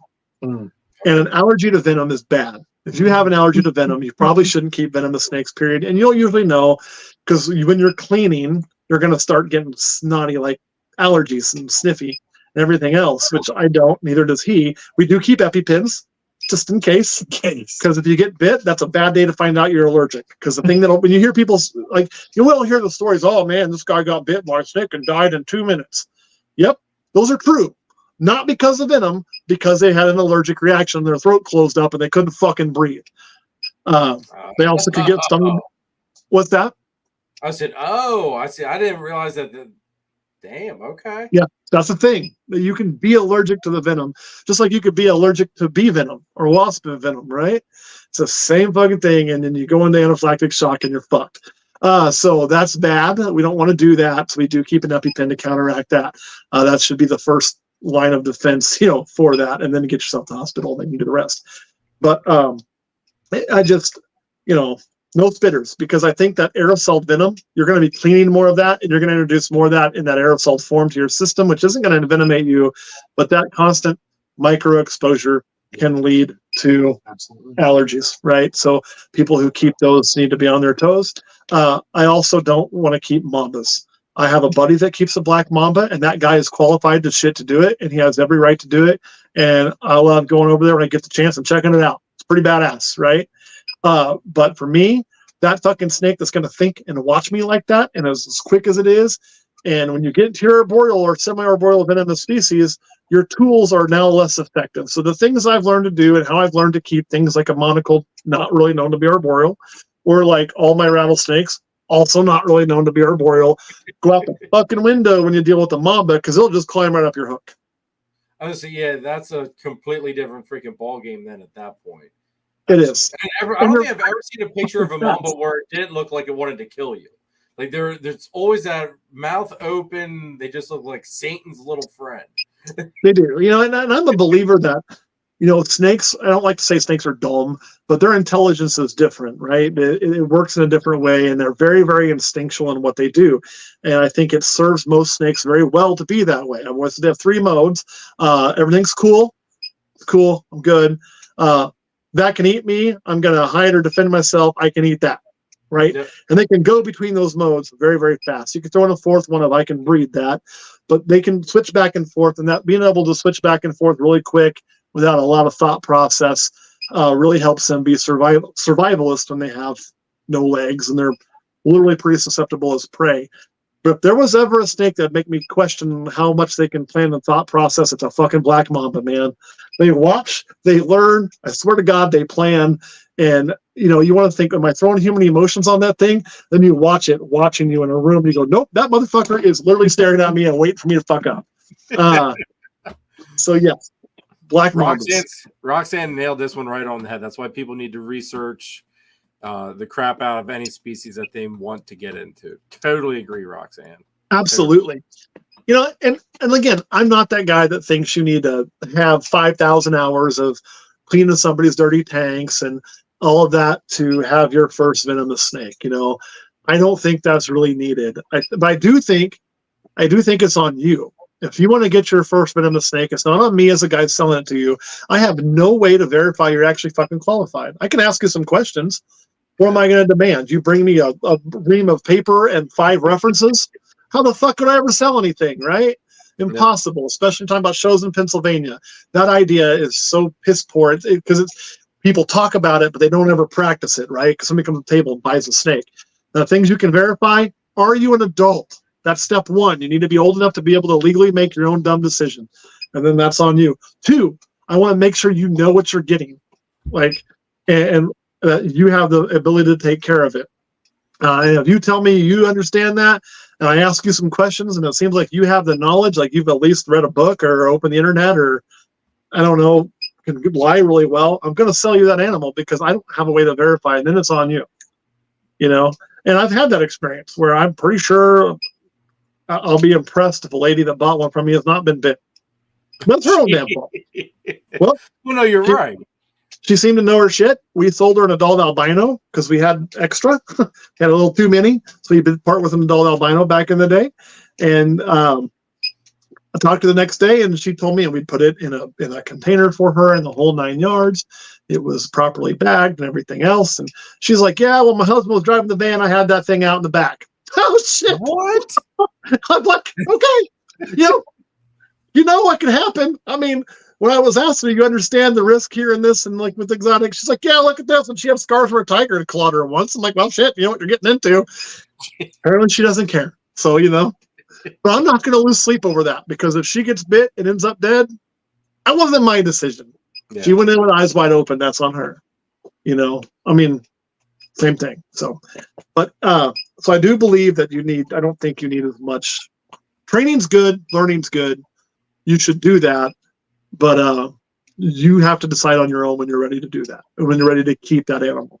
And you have to be honest with yourself, because if you're not ready, and you're not, it took me several years of getting around them for chunks of time, periods. I mean, I couldn't do it 24 hours a day until I thought I was ready to keep a venomous snake. And then I kept a venomous snake. And then it turned into multiple after a few years. So kind of how it went. What are kind of like, since you brought up about this whole crazy woman playing with a rattlesnake in the back of a car, when you are selling a snake to somebody, what are some of the things you ask them or look for? We talking about a rattlesnake or a venomous snake? Just venomous in general. Just venomous in general. Are they old enough? Like, if I can't look at you and tell, like if somebody were to come up to me at a show and I'm questioning, it's gonna be, you gotta either show me your ID. Like, I want to make sure you're of age. And if you're not gonna do that, I get to say no. I mean, like, I don't want you to be a 17-year-old kid telling me you're 19 or 20 and buying the snake. That's problem number one. We have a customer that we sold some snakes to, and he's pretty young. And I don't want to name drop him because I didn't tell him how to do that. And he's got quite the collection now. He just bought a new building. Did he? Yeah. Awesome. And maybe he just looks really young and he's older than hell. I don't know. But maybe he's Benjamin Button and that shit. But he's a pretty young guy. He is young. But you know, so when he was wanting to buy that, and at the time I didn't really know him, and like, you know, we did ask a lot of questions, like, you know, like, hey man, what's your plan? Like, where are you gonna, like, why do you want these things? You know, what are you gonna do with these things? Do you have, what equipment do you have? Like, what experience do you have? Like, have you ever worked with these before? You know, and he seemed to have all the answers nailed down. Bam, bam, bam, bam, bam, bam, bam. And I was like, well, hell, we full cut. And the sale was a great sale because he's really, really fucking good, man. Shit, he's as good, if not better than me. Like, probably is, if I'm being blunt. You know, so can't complain about it whatsoever. But could that dude have absolutely just lied to me if he'd have wanted to? Absolutely. Yeah. How the fuck would I know? You wouldn't. You don't know. So, like, yeah, been there, right? So, you know, but you always ask questions. And the best example on the other side of the fence is when I did own part of a retail shop. I had a guy come in one day when I was working in there, and he told me that he'd caught a timber rattlesnake and was going to keep it, needed a cage. And I said, well, time out there, friend. If you caught a timber rattlesnake in Kansas, you need to put that back where the fuck you found it, because that's illegal. Can't do that, you know. And I know once you get sideways, and he was like, well, I've checked. They told me it's legal. And I'm like, well, they're wrong. Like, you're going to get fucked over here. I don't know who you checked with, but they don't know what they're talking about. And why don't you show me this snake? And he kind of started describing it. It didn't sound like a timber. And what he really caught was a Massasauga, which they're also native to here, and they're not protected. So it's like, okay, dude, you know, you caught it. You weren't in the city. He didn't live in town. He lived in an area where you could legally keep it. So that was all checking off good. Have you ever had a venomous snake before? No. Okay. Well, if you're going to choose to keep that, this is the kind of cage I recommend. This is why. Here's where it can lock and secure. You know, if that first one, I like a cage you can get into the front or the top. So you have options. Options are always good on that first one. Do you have a hook? Do you have a bucket or something to put this in with a screw top lid that, you know, when you're going to take it out, do this and do that and all these things? And he's like, nah. I'm like, well, okay. I said, we got hooks here. We got all these things here. Let's get you set up. Oh, I don't need any of that. Okay. So then my next question, you're trying not to be an ass. You don't want to be like, look, dipshit, you're obviously not fucking ready for this. That's what's going on in your head. But if you say that, and this is what happens online all the time, right? We all jump, oh, you're fucking stupid. You shouldn't have this snake because you put it on this or whatever. Well, those people are never going to listen to you when you do that. Like, you got to have a little more tact, right? Yeah. So I said, okay, man. I'm like, well, you're going to have to take the snake out to clean the cage, right? Well, yeah. Well, how are you going to do that? Like, have you got a plan for that? And the guy goes, well, yeah, I'm going to use a coat hanger. I'm like, well, I guess it's kind of a fucking hook, and the Massasauga ain't real big, so it's not what I would do, but what the fuck ever. And I'm going to put it in a coffee can. I put the lid on that coffee can. And I said, okay, well, how are you going to put it back in? Well, I'm going to take the lid off the coffee can, pick it up with that coat hanger, and put it back in. And I said, okay, why don't you just walk me through the motions? Like, how exactly would that work? You know, like, how do you open that coffee can? He's like, what do you mean? I said, well, just kind of show me. He's like, well, yeah, you just grab the lid up and stop. He's like, yeah. So where's your hand? Oh, I said, where's your fingers in relation to that snake? Oh, shit. I said, yeah, coffee can, not good. You're going to get bit. Look, I said, if you want to keep it, I'll help you. I'll teach you some things. I'll do what I can for you, man. I'm like, but there are certain things you just need to have. I said, I'll be blunt. Getting set up to keep your first venomous snake, almost every time you're going to spend more on stuff than you will the snake. You don't want to just throw it in the same old shitty cage. Like, you know, you need to make sure you have a good, secure cage, period. First, step one. Step two, you need a place to stick that thing that's also just as secure when you're cleaning it. Because if you don't, you're going to fuck it up. It's going to get out, get lost, or you're going to get bit.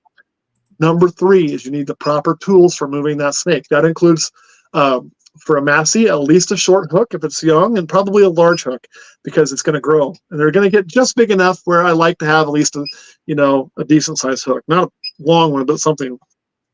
You also need a pair of tongs for that oh shit moment, because you don't want to be fighting that thing with a hook. Sometimes, and I don't like using tongs, but I always have them handy just in case, right? These are things that you need to have. and it's going to run you X amount of dollars for a snake that you found in your driveway. You've got to decide if that's worth keeping. And then he looked at me and goes, you know what? I probably ought to just let that thing go. Pretty good idea. Pretty good idea. So just the amount of questions you ask really depend on the answers you get. Also, like, my favorite thing is when somebody would say something to the like, well, I've never kept one and I haven't been around anybody that has. I don't have any hands-on experience, but I've watched a lot of videos. The sirens are going off. Oh yeah, that's also a red light, like, and that comes with anything. Like when it comes to videos, like, you can learn from videos a lot, but you got to remember 90%, and I think we're a lot better about this anymore in this market, in this hobby, than we used to be. But 90% of people making a video about anything only show you the good, right? Yeah. Yes. Right. They're not going to show you the oh fuck moment. They're not going to show you any of that. It's just going to be good music and happy things, and da da da da da. There are exceptions. Some people have learned that accidents sell. Oh no. And I've learned that if you want to see venomous shit gone wrong, Instagram is the place where it shows up. I've seen more Instagram reels of people getting bit by freaking venomous stuff than I ever thought I would ever see. The last one I saw, some lady was swinging a cobra above her head by its tail, and then the thing somehow, I guess, had enough slack from the momentum, but it came back and snatched her hand, and then she was flailing the snake from her hand while it was attached to her. It was just like, oh God. Sounds like she got exactly what she was trying to earn. And I don't get to go on Instagram much. It's more Caleb's realm for us. But anytime I see a video of what I like to say, we'll call them advanced practices, right? Like a great example is, can I free handle rattlesnakes? Yeah, I can. I've done it. I've done it 100 times, man. I don't do it on camera. I don't do it as a normal course of action. I learned from people. The people that taught me how to handle did that as part of their living. Okay. Yeah. That was a big part of what they did. And so I learned how to do that as just as much as I learned to use tools, truth be told. Now, I don't typically do that on a daily basis, but like Caleb's you've seen me free handle a rattlesnake. You've seen it done, and I'm sure Caleb, if he wants to do it, can do it too. To me, it's not a big impressive thing. You know what I mean? It's impressive if you've never seen it because you're in a little bit of like, oh, but to put that on camera, for me, always leads to a couple things happening. One, it leads to, this is easy. This is not something we should portray as easy. We also shouldn't portray it as impossible.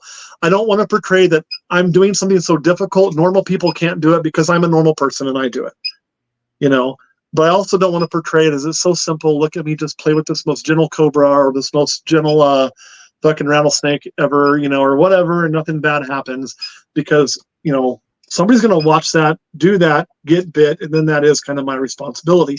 The other bad thing that happens is when that kind of shit happens, we lose our rights as venomous keepers, right? It just is ammunition to pass more laws. It's ammunition that we're irresponsible. It's ammunition to take away from us. And all those videos of that kind of dumb shit are going to come up the minute that's something they have an opportunity to come up. So I personally have a real problem making those videos. I get they get views. I get views make money. Okay, I understand that. And I understand why people want views to make money. But at the same time, you're putting your personal profits ahead of the rest of us. Yeah. You're putting your personal profits ahead of the entire hobby.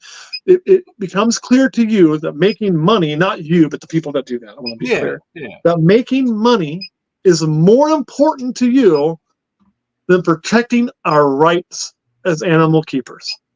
Yep. Right?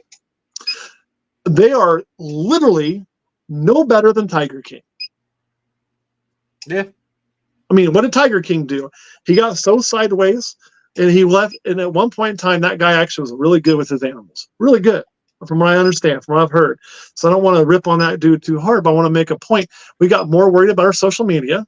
We got more worried about making cash. We got more worried about being famous. We got more worried about being a cowboy wearing leather with a blonde mullet, running as the first gay cowboy for president in Oklahoma, right? Those things became more important than the actual animal keeping. We cared less about protecting animal keeping rights and animal keepers' rights and privileges than we did our own image and money. And whenever you do that, you'll fuck everybody else over that does it. And now to this day, the federal has passed a law that private owners can't keep tigers, right? That got passed. We are 2 steps away from that in the venomous hobby. I'll promise you. There's been a lot of stupid stuff with big constrictors too. Oh yeah, that's called a couple people's attention as well. I know absolutely. It happened. Was it twice this year in Pennsylvania? I know it was at least once. His reed tick basically choked him out, killed him. And I don't think the reed tick tried it, but the guy made that mistake of having it up around his neck, and snakes are nothing but freaking muscle. Yep. You've got one of the biggest snakes that's just one solid muscle. And he was probably by himself. Yeah, right? I think he was by himself, yeah. And on big constrictors, the rules is kind of you shove 2 people, right? Exactly. I mean, just because we're human, we make errors. So that's just kind of been my feeling. And I get stronger and stronger about that. There was a very famous video recently where somebody was out of the country, thank God, because if it would have happened in America, we'd all be fucked. I'll be very surprised if we still have our rights to keep venomous snakes in 15 years. I will be. I can see that. I can see on why you'd say that. I think it's bad decision of people. But we're doing it for ourselves. We're doing it for ourselves because we want to post videos of us doing dumb shit because we want to look cooler than the next guy, right? And those are the videos that if you meet somebody who's not a snake keeper, right? They don't have any reptiles, they have a ball python or a bearded dragon. I call that the one snake army. It's my little nickname for that, which is great. We need those people because they turn into people with multiple animals. But what venomous videos do they watch? They tend to watch those. They tend to be bigger people, and they tend to be doing all this dumb shit that they think is just, oh, look how cool that is, like it's something to aspire to. And the issue is, some of those keepers could be very, very good keepers. They're very, very knowledgeable. They know their shit and they have great ability, but when mistakes get made by them or others, those videos be the things that show to tell the general public, look what's in your backyard. People doing this, people with this. This is why we need to shut this down. And somebody's going to get bit and say, well, I learned how to get this and I knew I could do that because I watched fill in the blank. The last famous video, and videos are all crap anyway. You got to understand, if you make videos, like, we can stage whatever we want. That's the magic of a camera. I can tell a story with the camera if I choose to. And recently a story was told that we went to a foreign country to find all the venomous snakes in that foreign area, on that whatever it was. I think there was 3 of them that they were looking for. And we found them all, and we showed them all. And one of them bit us in the damn finger because we were stupid. Truth be told, those were either found in the wild over a multitude of days and taken to that spot, because I guarantee you're not going to walk up on all 3 of them in 100 yards. Or not even 100 yards, like 15 yards. Not happening. You're not going to do that within 30 minutes. That's a staged video. I've made those staged videos myself when we wanted to show how it is to go out herping looking for rattlesnakes, right? We found them, we placed them, and so we knew we could find them. How you do it? Or they were captive snakes, which is my guess, but I don't know, that we then took from somewhere there to film the video. And it's just my guess, because that's actually easier if you have access to it. And then we got bit, right? And to prove my point, we went to the hospital overnight. We went back the next day, apparently caught the same snake in the same spot and released it. Why the fuck do you need to catch a snake in the same spot to release it? It's already there. No, you took it there. So we told a story, which is great. I don't have a problem telling a story on camera, but why are we highlighting that shit? Why are we then highlighting we lost a finger? Why are we doing those things? Because it's about me. It's not about the animals, right? It's about me. That's why we're doing that. And I do have an issue with that, So my word for stupid shit is now Kono, because apparently that's what you scream when you get bit by a fucking cobra. It's Kono. The only saving grace for us was that happened in a foreign country. Had that happened here in the United States, and I mean, could you imagine the outcry? Oh my God! In that area, And could you imagine the local city council getting together? God forbid it's a fucking election year and we need to protect the children. I mean, Yep. And then our rights are gone. So I guess I have a big issue with that. I don't care what you're capable of doing, you know, but I do care what you choose to show to the public. And I can guarantee you, if I was fucking with one of my rattlesnakes, whether I was just doing it in my hands or doing it with tools, which 99% of the time is tools, and something went wrong and I got bit, guess what's not going on camera? That bite. Yep. I'm not doing it. Even if it's filmed. Even if I could put that out and get 300,000 views like that, I'm not going to fucking do it because I don't want to damage the keeping. If I did anything about the bite, it would be doing a video after talking about what happened to me because of my mistake. It would be a video of my mouth, not of the actual bite. I'm not going to show the grotesque stuff. I'm not going to get a bloody thumbnail. I'm not going to do that shit because it's bad for all the other keepers. So that's just me. No, I I mean, think right? that's Yeah. I mean, I've been bit, and I think we've talked about it on camera maybe twice. And probably only on Patreon. This is And probably only on- the first time we've ever Yeah. mentioned it on a You know, it's not something that like you should. It's not like a bragging moment either. Like Fuck no. you did something wrong, and you know, to me, it's kind of embarrassing. You know, I mean, shit happens. You know, when you work venomous, it's not. We always talk. It's not if, it's when. Right, because eventually the odds, you know, every day you take that risk, and every day you get exponentially closer. Just how the odds work working with snakes. You know, not saying it will happen to everyone. There's a good chance that eventually something might happen. You better accept it as a high possibility. Absolutely. Yeah, I think it's something that you have to accept, that you're playing with fire. You don't always get burned, but every once in a while you might. You know, and then talking about, okay, well, I want to be blunt. That was years ago. Yeah, it was. Was not here. It was not. Okay. And when Caleb and I first got to know each other, got to hanging out a lot, he's worked in the Lapids for a lot of years. Yeah. Okay. He's a Lapid guy at heart. Absolutely. Hadn't really worked with pit vipers or vipers. And it is a different thing in general. So Caleb's Lapid experience far outweighs mine, and my viper experience far outweighed his. So he wanted to learn to work vipers. So I'm like, yep, I'll show you that. And if we get any more stupid pissy cobras in this place, you can show me with those, because I'm not that good with it, and I just had to do it because I was apparently the only one that had any inclination of what the hell was going on at the time. And it was a mistake that was made, and it was a simple mistake. It was one of those things where, you know, it was just a small corner that was cut. And with those vipers, man, you can't cut those corners because cobras and the Lapids tend to tell you what they're going to do, right? Like, okay. And their strike is pretty slow, and it's always a falling strike. But they do it a lot. They move all the fucking time. Vipers don't, and their strike is fast. You're not moving it. And he was a young buck with good reflexes, and I think he thought, I can do this, and I can always get out of the way. And you ain't going to get out of the way. Fortunately, it wasn't very bad. No. And it wasn't, you know, it was a learning experience. That's a mistake where I can tell you from watching Caleb work, that's a mistake that you'll never make again. Absolutely not. No, it sucks ass. It did, you absolutely. Know? And it was probably scarier than it was bad. Oh, yeah. You know? Yeah. Yeah. And so, you know, and the big thing was we had a facility where they were at that they couldn't get underneath anything, right? So a lot of people would be like, well, you got to put them in something because you don't want them to get underneath anything, or it was stuck. It couldn't go anywhere. So you could put it on the floor if you wanted to. And it was just one little thing needed to be dealt with. So you just put it on the floor. It's going to get that taken care of really quick and then put it back, right? Which the way that I always talk about is, I don't care about where it can get her. We don't put it on the floor. Even on a good concrete floor, they can't move that well. Always grab the trash can. I love trash cans better than buckets even, or the bucket. Always take it, always transfer it there, always seal it, always put something on top of it, then do what you need to do, and then you go back and reverse. That's it. Well, it's a pain in the ass. You got to find your tools, and nobody was good about putting shit back where it's supposed to go.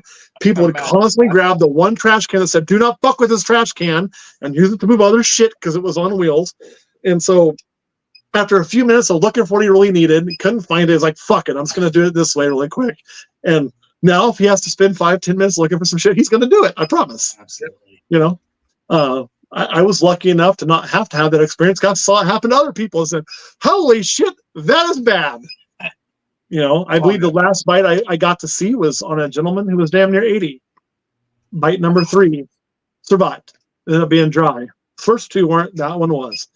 But when you sat in the hospital with a guy that that was one of your mentors, and you think, man, this guy taught me so much, and I may be the last person he sees in life. That's a kind of a harrowing experience, right? Oh yeah, definitely. So there's shit that I don't do, and he looked at me and he did the same thing. It was funny. The same thing I did with Caleb. I was like, okay, so what happened? And he told me. I said, do you know why that happened? And he goes, yes, because this and this and this and this. I'm like, there, good. This guy, as he's laying there in the hospital thinking he's going to die because he's fucking 80 and just got bit by a goddamn rattlesnake, looks at me and he goes, Matt, do you know why that happened? I said, yeah, I do. He goes, do you know what I did wrong? I said, yep, I do. And he goes, okay, well, don't make that same mistake. So he was still teaching me in that moment. So out of respect for him, I'm not making that mistake. And that's all I can say on that. And it was just a simple mistake. It was doing something he'd done 1,000 times, but the snake wasn't cooperating. And he decided that day, I'm going to show the snake that I can do this, even though the snake doesn't want to cooperate. No, fuck that. If the snake don't want to cooperate, you do it a different way. The snake wins. It always wins. It chooses how we work with it. And even though I don't do venomous stuff, okay, mm-hmm. I know exactly, with what you were just saying, if the snake is telling you no, sometimes you got to listen to that snake.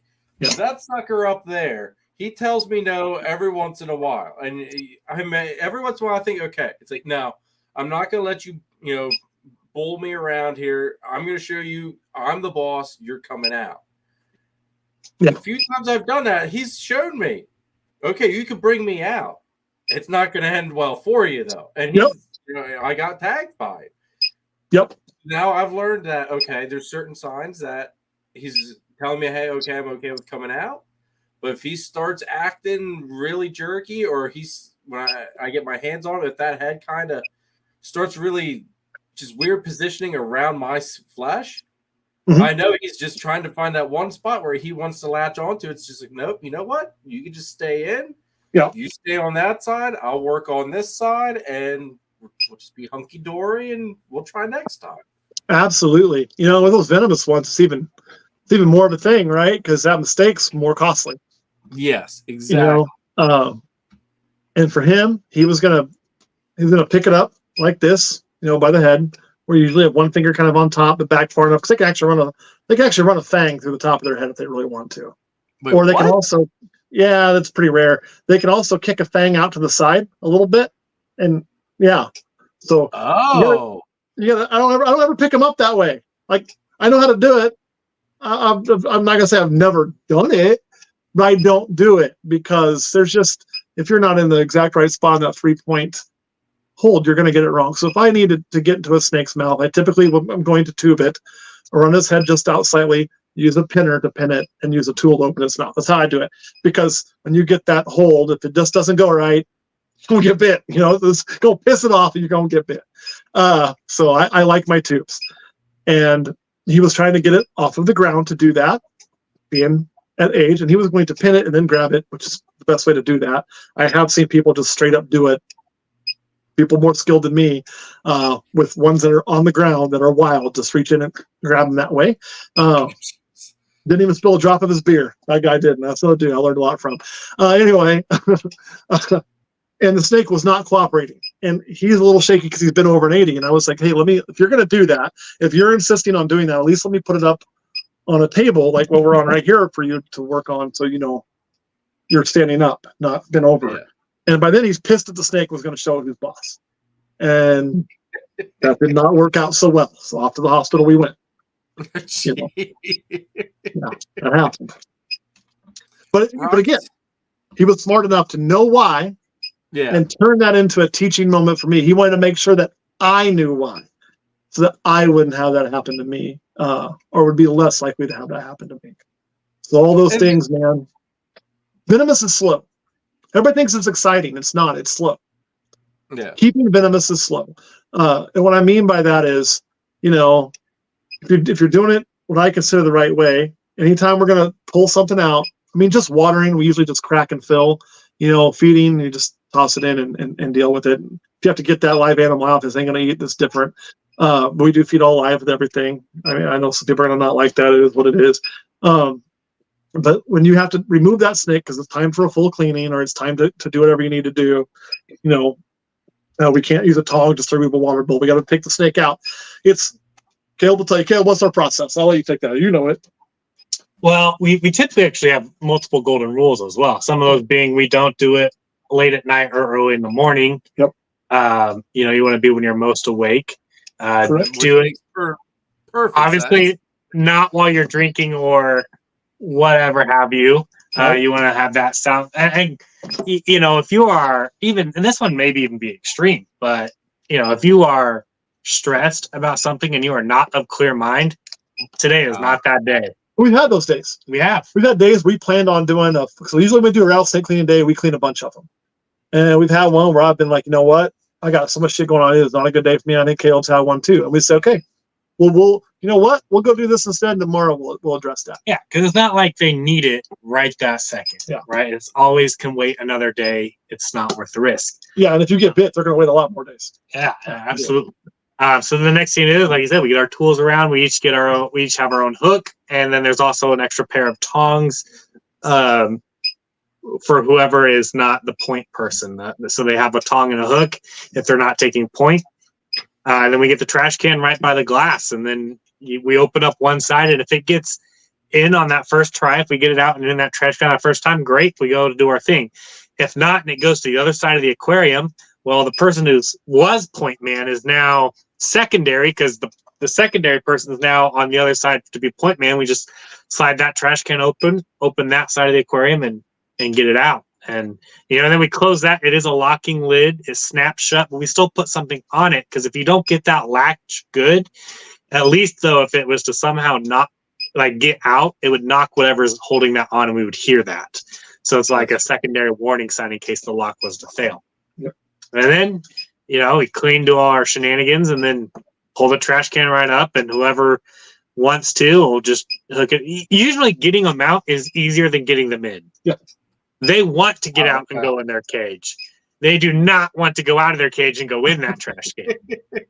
And usually, especially with when you're tubing, you get once of them not knowing better. But if you fail that once, it's exponentially harder because they now know what's up and they don't want any part of it. I got an idea on that. We're going to try a thing.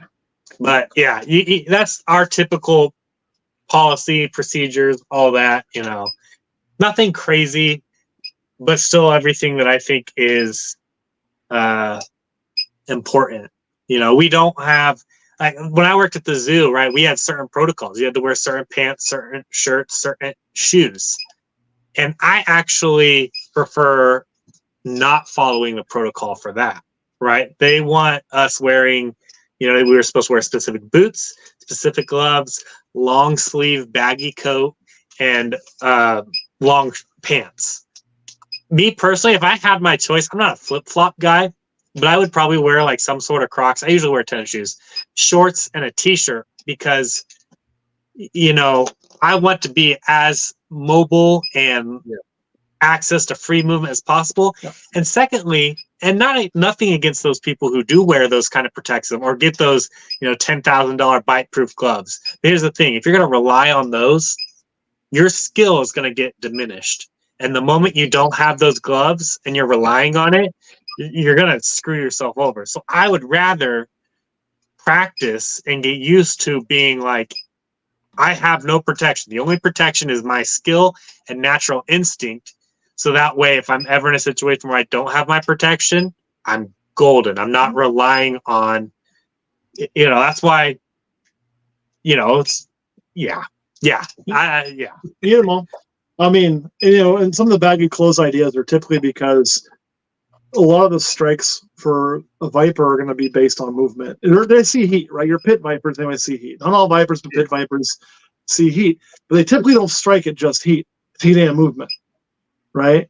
So, you can stand there. If you're ever in the wild, and you're putting off heat, and a rattlesnake crawls up, and you don't move, that son of a bitch crawl right across your toes, not bite you. Guaranteed. Yeah. Now you go, it's going to bite the shit out of you because you're going to scare it. So if you have prey that doesn't move, they typically don't bite it. They'll sit there and watch it. They can see the heat signature. They're not sure what the heat signature is. Yeah, when it moves, like, oh, I can eat that. Whack. That's kind of how it works. So with that, the baggy clothes, the thought is there's a good chance maybe they don't catch you and they catch the baggy clothes. Yeah. Right. Okay. With the lapids, it's because they got teeny tiny little fangs. One of the big difference between lapids and vipers. Mostly lapids, fixed front fangs, and they're small. So one of the reasons the venom is so gnarly, it doesn't have to penetrate very deep because it's gnarly as shit. Where your vipers folded in fangs, they're gonna pop out and go in deep. So the hope is that they get stuck in that baggy clothing and don't penetrate the skin. So there's very good merit for it. I just prefer not. I'm with Caleb, but typically when I'm working, I'm wearing a pair of shorts because it's hot in the snake room, and I'm wearing a t-shirt, right? Or I'm wearing like what I'm wearing now. Sometimes I'm barefoot, depending on where I'm at. Sometimes I got whatever tennis shoes I got on, sandals. Yeah. To me, if I'm comfortable, I'm going to work better. Absolutely. And I'm with him on the skill thing. That's a personal choice that we both have made. Yeah. There's no wrong. I don't. Yeah. Absolutely. You can do it either way. That's just my personal preference Yeah. because I am really, really bad about having something in my hand and setting it down and then losing it for a week. And if I did that with the gloves and I need to go clean, now I'm relying on instincts that I've been not relying on. The other thing with venomous keeping that will get you in trouble really, really fast and that people don't think about is you got display cages behind you, right? You got your carpets in those, I think. So what's this now? Sorry, I was Gerald, it's easier for me to just say it. Gerald, it's the squeaking you're hearing is the herb stat on Matt's side. Oh, do you want to open that one? See if we can. Sometimes we just clean them. They got a little moisture. You can wipe that off and it'll fix. We'll see if we can stop that squeaking. But you got display cages behind you, right? Yeah. This is a perfect example of bad habits that we'll make as keepers that when you switch to venomous, you can't really have. So let's say you're working with those display cages and you've got something in your hand you're working with, whether it's a water dish or you're putting back in or whatever the fuck it may be. You drop it. What do you do? Just bend down, pick it up. Yeah, I know exactly where you're going with it. Yep. Because then that animal the snake can come up to where you're coming up at and right there. with a venomous snake, though, if you build that habit in your non-venomous keeping and you start keeping venomous, now you've got to break that habit because that's a muscle memory thing. Oh shit, I dropped that. I gotta go pick it up, right? And you can't. I drop whatever, I gotta close this first. Yep. And then I pick it up and then I restart the whole process. It's just slow. Man, it's just slow. You are constantly going slow and thinking before you got to think about it before you do it. Unlike when I'm cleaning ball pythons, I just open cages. One of them bites me. Fuck, they bit me. Who cares? But with your hots, you have to think about it first. Yeah. You want to see some kick-ass one while we're on here? Yeah. I'll get it. I'll let you talk. I'll show this. The one thing I think is really big and key with what you might need this. Was if you guys are stressed or if you're like, if there's anything going on that takes you off of being top of your game. Absolutely. That's a big key too. If that's the case, tomorrow's another day. I think that's one thing that a lot of people probably overlook if I had to guess. Yeah, absolutely. And it doesn't even have to be stress. It could just be, are you just, do you have a family thing come up and so you're fought with your siblings, now you're mad at your siblings, or did you? We're gonna go ahead and show it to you right now. I don't know what all you can see in there. Oh, look at that! You're looking at the water dish. Oh, this way? Yeah, not that way. Down a little bit. Yeah. There we go. So that is going to be what we believe to be. It's definitely an albino, no doubt. And it's definitely hypermelanistic. Got to make sure I set this back up. I don't get my arm in a bad spot. We also think it very well could be a caramel albino. So a double albino. Sorry, I can't. I'm talking, but I'm also slow to talk. So we think that is actually going to end up being a caramel albino, regular albino, hypermelanistic. Yeah. So triple recessive is what we think it is. It's really hard to tell with obviously albino is T negative, I believe, and then caramel albino is T positive. Maybe I have those flipped. So obviously they should technically cancel each other out. So seeing the double visual is kind of hard, but we have a comparison one that they just look drastically different. So that's why we think it is the way. We've also talked to a couple keepers, one who's way more knowledgeable about the morphs and venomous in general, and he is inclined to agree. So we want to show, like you see now too. I got a little hook in my hand. This is one of the small ones, and Caleb's got one. I mean, that's just typical, and that's a captive bred snake, and it's young, so we're pretty confident be able to deal with that. But yeah, it's just that's why it's so much fun because they're gorgeous. Hopefully, you got a good view on camera. I couldn't see what we were showing. Dude, that was Well, once you went down there that little bit, that was a perfect view of that thing. That was beautiful, dude. And their tail is just bright orange, and the purple hues in them are just phenomenal. So, like, you asked earlier about some of the highlights of things I made this year. That's one of them. That's one of them. That's one of them. Oh hell yeah, I love that thing. That's one of my favorites I've made this year. So I can see why. Caleb Skyler wants to know what happened to your hand. It looks painful. Did you get burned? Oh, yeah, just kind of some work stuff. You can't really work it out. It's actually a lot better. My hands were swollen. I couldn't move my fingers. This was a lot worse. Sunday? Yeah. But just some work-related stuff. Not work here. Work elsewhere. I work with steam pipes and that stuff gets fine. And that's a perfect example. Though too, if we were planning on cleaning venomous cages, that injury happens. And we're going to wait a few days. Yeah, absolutely. One of the things about being at your best, right? So now he's good enough now. We can rock and roll. But when he first had that injury, we couldn't. Yeah. I was going to say, that's not so. If you can't use your hands very good, that's no bueno. No, I couldn't even type an email. I went home. I was like, I can't even type an email. I'm done. Yep. I do want Roxanne put something up here a little while ago, and I wanted to make sure we got to it, so I started. Roxanne says she's watched a bunch of videos on popping snakes and still can't do it right. I'll let you chime in on this one, Matt, too. But my suggestion, Roxanne, is start with babies. Babies pop the easiest, in my opinion, than anything. If you work on babies and don't harass the babies every day, day in, day out. Pop them one time a week, whatever. But just to get that muscle memory, basically for me, that's really all it is. It's just once you find that method that works, you just got to repeat the process. It's kind of like squeezing a tube of toothpaste. Yeah. But just, practice on a couple babies, and throughout time, it will get easier. Now, I'll say this. Hatchlings are easy for me to pop. Once they hit 300 to 500 grams, I don't know what the hell happens. But all of a sudden, it's a 50-50 shot if I'm going to actually be able to pop them correctly. But that's why I've got a probe kit then at that point. So if I can't pop them and it's a questionable thing, if I don't know by that point, I'm surprised for one. But I'll probe if need be. And then adults, I think, pop really easy, too, because they've just got that sweet spot. You just basically, if it's a male, you just push down and everything just kind of pops right out. Here's my junk. Yep, yeah, exactly. I'll tell you something else that really helped me when I was new and trying to learn how to pop. So I did the same thing. I watched a bunch of videos, and it looks easy, but, you're always afraid of hurting that baby, right? So you don't ever use enough pressure typically. And it's hard to know how much pressure to use. So if you can find somebody local to you that has experience. If not, man, grab a breeder at a show. They'll be willing to help you out with this. I promise. Yep. Don't grab them when the table's busier than hell. Grab them first thing early on or the end of the day when it's kind of slowed down. And for me, it was old scaly Dave Karnowski who taught me how to do it. And once he taught me, I had it down. It didn't take long to get really proficient at it. And have them do it to you, on your finger or on your thumb or on your wherever. Because then you can feel how much pressure is being applied, right? Yeah.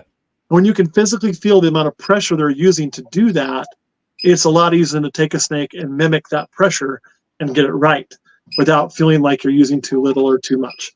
So that would be, that was a big help for me, was being able to actually feel the movement of his thumb. We were kind of holding hands. It was a romantic moment.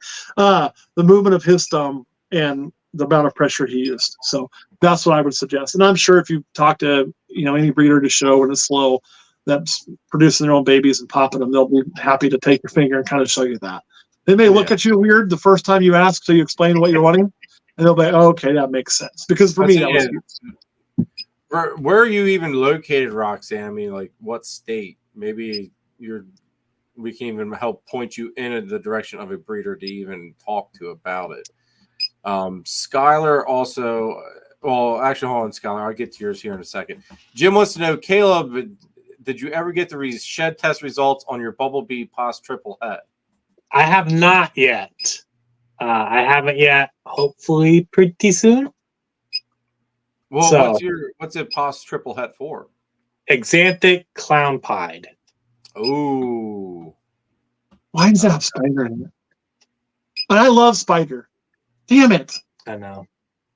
Spider room's pied. Just extra with gene. You're like, with the I got the like, man, that's gonna be an all white snake with a Let's say we hit the Exanthic clown pied spider. You're like, well, that head looks kind of cool. Damn spider. I love spider. That's one time I can say damn spider. I say that's the one thing that does suck is that spider and pod do not work the greatest together. Skylar asked, is it better to pop or probe babies? I pop them at all chances, as long as if I can pop them, I do it. If they pop male, I don't really screw with them after that, because obviously I've seen what I need to see. If they pop female, I will double and triple check just to make sure. And or after they hit maybe like 200 grams, something like that, go ahead and probe them if there's any other question about it, in my opinion. Yeah, I'm a popper. I pop pretty much everything. The only thing I'd say is what's best is really what you're best at, what you're most comfortable with. If you're most comfortable probing, then probing's fine. If you're more comfortable popping, then popping's fine. I actually am not comfortable at all probing. That's not something I ever got proficient at. So when I need probe, I usually have other people do it because I just suck ass at it.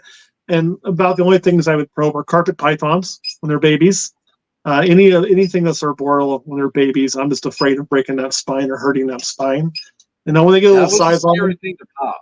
I'm not gonna. What's that? I popped mine. I popped my baby carpets. That was scary to do, but I did it really super gingerly.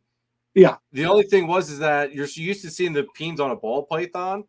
So when I pop the carpet, I'm there looking, and it's like, yeah, that kind of looks like peens. So you roll them a little bit just to, how they telescope. It's like, all right, well, if it telescopes, it's a male. We're good. God, those were some tiny ass peens to pop. I tell you what. They all got tiny dick syndrome, Yep. But it's just for me, I'm just. Which if you're proficient at it, go for it. Like green trees, those, or I'd let them get some size before I would do it, because it's just me. I don't feel that comfortable with it. But green trees I wouldn't pop. No way. So like those kind of things. Now rattlesnakes, they are kind of hard to pop, actually. I have not been very successful popping rattlesnakes. We have probed all of them to find out what they are. We had them all probed. Just because you've got to tube them and all of that, and it's a pain in the ass. You got to do it to probe them too, or you should. You don't have to, but if you're smart, you'll tube them. If nobody knows what I mean by tubing them, right? Yep. Okay. Yeah, you put them in the little clear tube. That way, their head's kind of locked up in there, and they can't really get out. Yep. The goal is to get a tube that's, for me, I like a tube big enough that they can actually crawl all the way through it. Okay. But not so big that they can turn their head around and go backwards, right? So that way, when I go to put them back, I can just stick the tube in the cage, let them crawl through back in their own cage, and just close the door the rest of the way. Good to go. The less. That's actually a good method to do that. I didn't think of it for that reasoning, though. But that's actually pretty tricky, because I always wonder, how in the hell, like, once you get them in, now you got to pull them out. But that explains it now. I made a mistake early on of always trying to get the perfectly sized tube that was just a little tight, and and I got one stuck in there one time. And I had to cut the tube off the snake, and I had to cut it and start peeling it, and had to use a bigger tube on part of it so I could work without having to get. It was a sketchy pain in the ass. So now I'm always like, what? Let's go a little bigger. When in doubt, go a little bigger. As long as it can't turn its head around, we'll be fine. So that wasn't very much fun. That would have been one of those moments we were talking about. Why did we end up in the hospital? Right. And I was fortunate it went well because it was a dumb mistake on my part, right? And that was also because I learned a lot of handling in person for people who watched me and corrected me and helped me and all of those things. Tubing, I learned on my own on the fly. Okay. There wasn't anybody there to teach me. I had to fucking learn to do it. So make your mistakes and you learn, It's where how you came up, you probably learned tubing from somebody. No, it's on the fly? Well, I'll be damned. There you go. Throw one on the resume. Yeah, that's right. You had a very great resume. We're going to leave that at that. Yeah.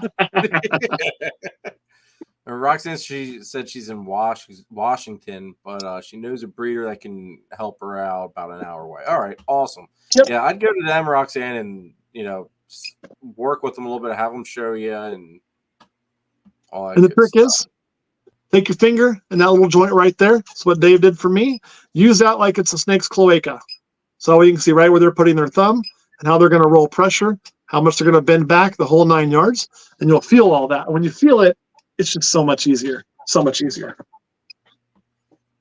Let's see here. Everybody, if you guys have any questions for Matt or Caleb, drop them now because we are approaching that 3-hour mark.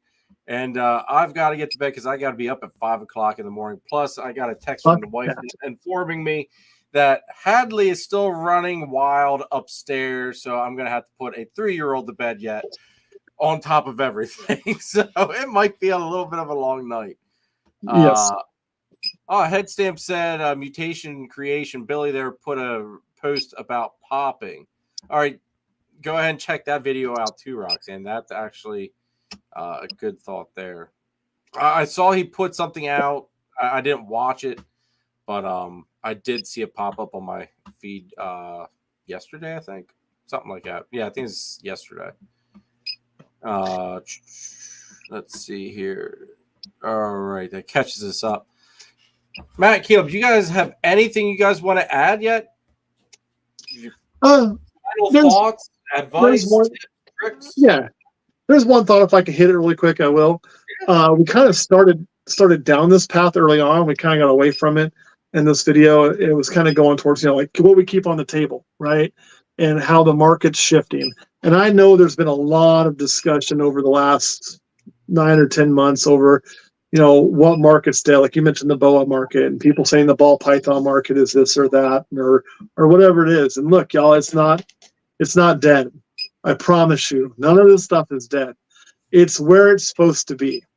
We had an overinflated market. We had a situation that was not the correct situation for its normal. And this is a cyclical market. It always has been. It always will be.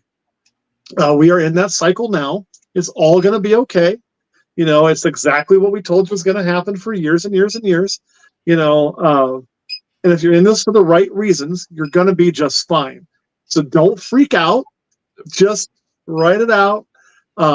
Sure, you may not get the price for a certain snake that you thought you would get 3 years ago. Okay, that's a fact in today's market, and that's okay. Like that's normal. It's going to be fine. And the reason I can promise you it's going to be fine is this: as long as we all do what we should do in our education and our care, is because there is not an animal that's really out there that can threaten what a ball python is. And what I mean by that is the ball python is the most excellent snake for somebody starting out, right? The size is perfect.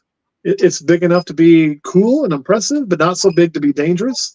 The amount of colors and customization is phenomenal out there. The care, well, and Caleb's brought up a good point, and I've come around to his way of thinking on this, so I'm going to be really careful that I choose my words. There's no animal that's truly easy or difficult. So it's got to be done right. But there's enough information out there for ball pythons and enough people to help you that it's pretty simple to do it right with a little bit of effort and trying. But he's right. We shouldn't always say animals are easy mode or things like that. Like that's because It's not really doing them a justice. Fair? Fair. Yeah, I learned. See, we learn from each other right there. So, but because of those things, and there's nothing else in the market that can touch it. Boas, the size is going to hold some people away from them. Same with berms, definitely, and retics, definitely.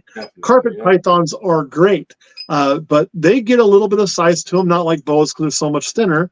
But there's not as many colors and things out there as there are other ball pythons. The size is kind of questionable, and there's not as much stuff that's ever going to come in because of the ban on importation through Australia. So it's always going to be a more limited market. It will not saturate the way ball pythons have to be in the hands of everybody. There's just not an animal out there that can hold a candle to it. One could point to corns. They don't have that impressive size or name that comes with an exotic like a python. About the only thing that could even try to upset that apple cart would be, I would say, hognose. But hognose they're pretty small, and a lot of people want something a little bit of size to it, but not too big. So they're going to always be a staple in the market. Same with the bearded dragon. What has unseated the bearded dragon in the last 20 years in lizards? Absolutely fucking nothing. I don't think anything. Crested geckos have cut out their niche. They've done a great job. But the bearded dragon is still the bearded dragon. The ball python is the bearded dragon of the snake world, and that's not a bad thing. So the market is going to be strong and fine. But remember, when you're online and you're on social media and you get that 47th question about the new thing, or you see that picture of the setup that's completely fucked up that you've seen 100 times before, and you're tired of telling people what they should do, remember you were that person one time too, right? We all started there for the most part. And those people are your customers in the future. They are future breeders, and they are future people to push this hobby in the right direction. So take good care of them. Be kind to them. And even though you've talked 100 times about that, whatever, pick a problem, any problem, why certain beddings are crap, why you don't need that big bright light on top of the ball pipe, whatever it may be, do that with kindness and understanding to not alienate those people, as we can keep our hobby growing.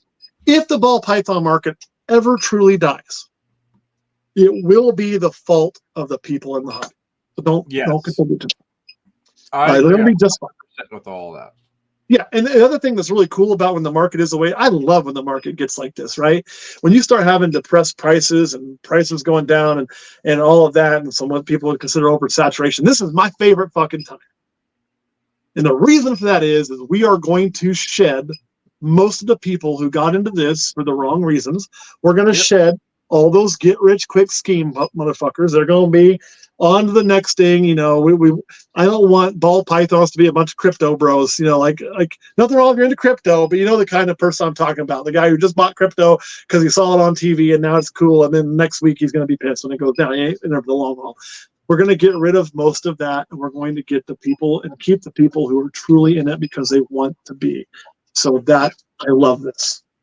I love it. I think, and here's where I think our love, because you know how much I love Spider as well. This is where our love for Spider shines through really a lot too. I feel there's so much hate towards it. I could care less about the hate because I pop open those zebra bees, and it's like the light shines down from above, and you hear the all that shit.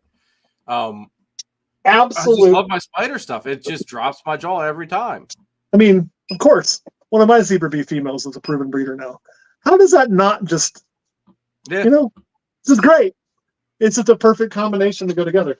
So I'm totally with you on that. And I still get people to this day because they're out there enough. It's like, oh, I hate you because you breed the nasty spider gene and you're just in it for the money. What fucking money? Like, show me where I'm making more money because of spiders. I have talked myself out of more sales because when somebody comes up and looks at a snake, they don't have it, they're looking at one of the spiders. I've always talked about wobble because I want them to know. I want them to be aware of what they're getting.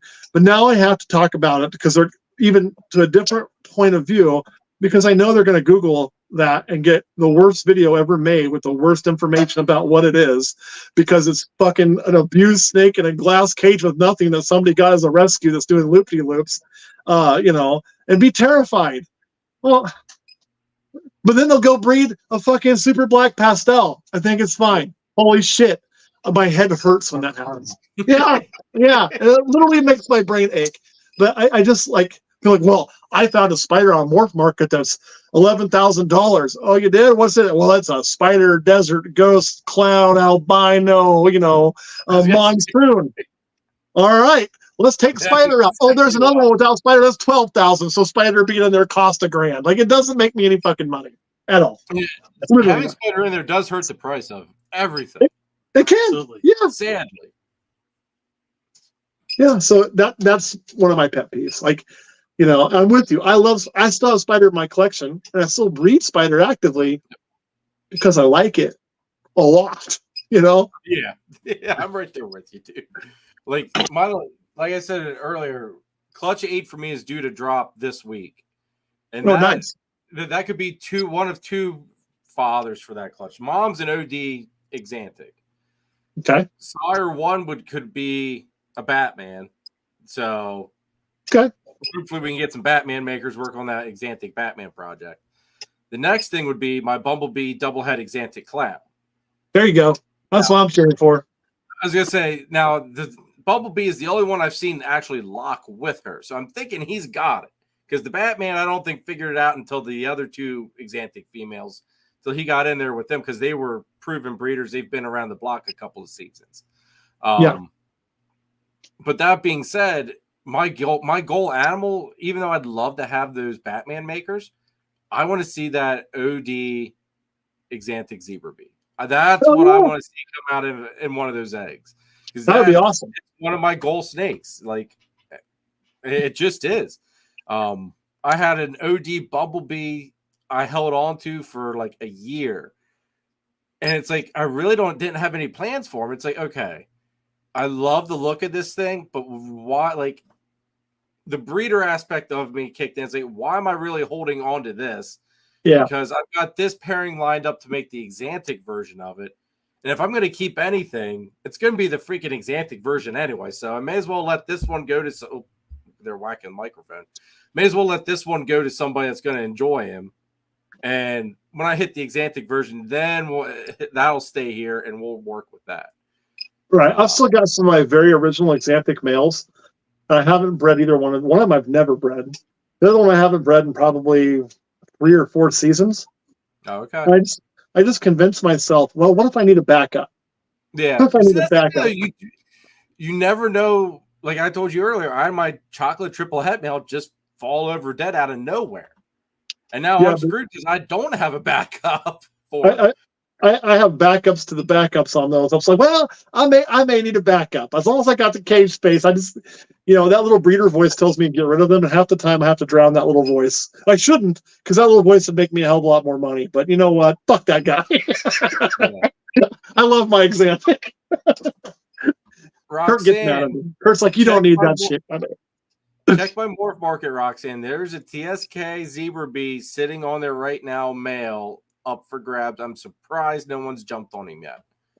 So check that out. There's also some spider double 66% double het Exantic clowns and killer bees that are 66% double het Exantic clowns on there as well. And then there's a spider 100% het TS or a bumblebee 100% het TSK that's 50% het clown. So, the funny thing on that spider too, when that video first came out, that just, where everybody in the world decided we were going to take the advice of a 14-year-old for some damn reason,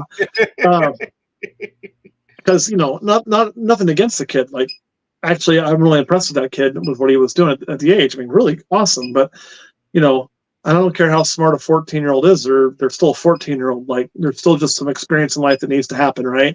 I think a 14-year-old me. And God, I thought I could run the world, but fuck, that would have been a bad idea. Let me tell you, we'd have had World War III and IV, and it would have been bad. So,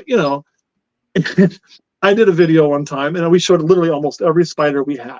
Every single one of them. I think I remember this video. And I had people contact me and bitch like, oh, well, you didn't show your bad ones. Look, I didn't. I don't have any bad ones. And then why didn't you flip them over? Speaking of wives calling, mine's trying to call me now. Tell me, time to come home, I'm sure. So Like, I've got why didn't you flip them questions here over? from viewers that if we could cover quick, and then we'll Sure.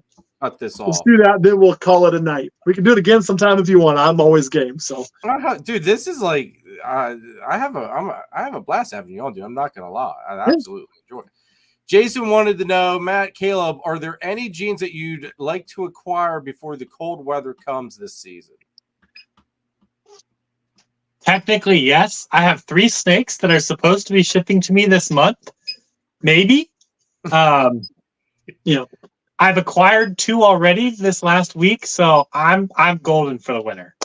if anything, if we probably won't get it before the cold weather comes. It'll probably be during the cold weather at a show or something. If I was going to add something for 2024, acid is something I've been kicking around for a long time and just haven't pulled the trigger on.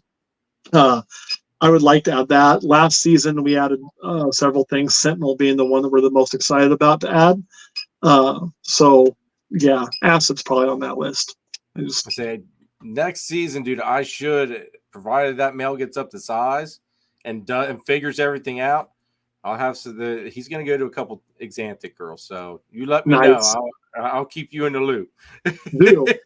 Another one, too, is I know if Kurt was here, he'd say maybe Sunset would be one that he'd be interested in looking at adding some head stuff. So, which we may actually have here. Maybe not. We got some possibles.